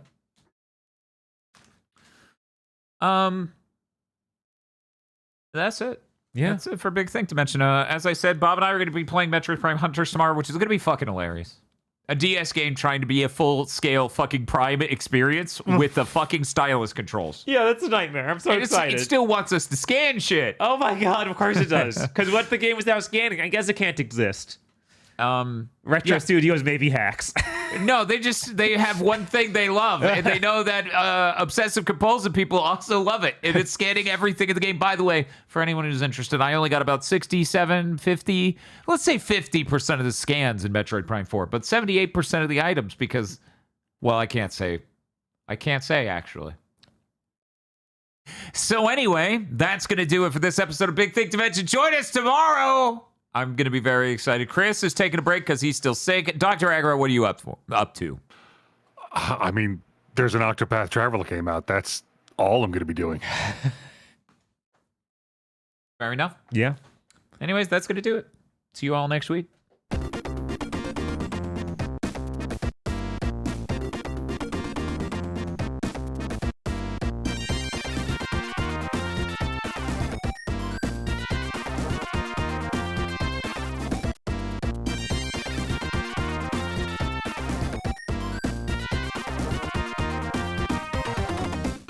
Thank you very much for listening to the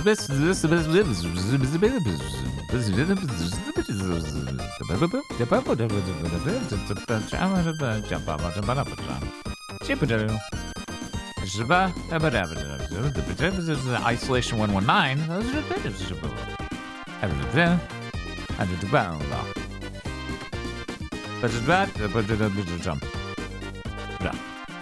Patreon.com/GBpodcast.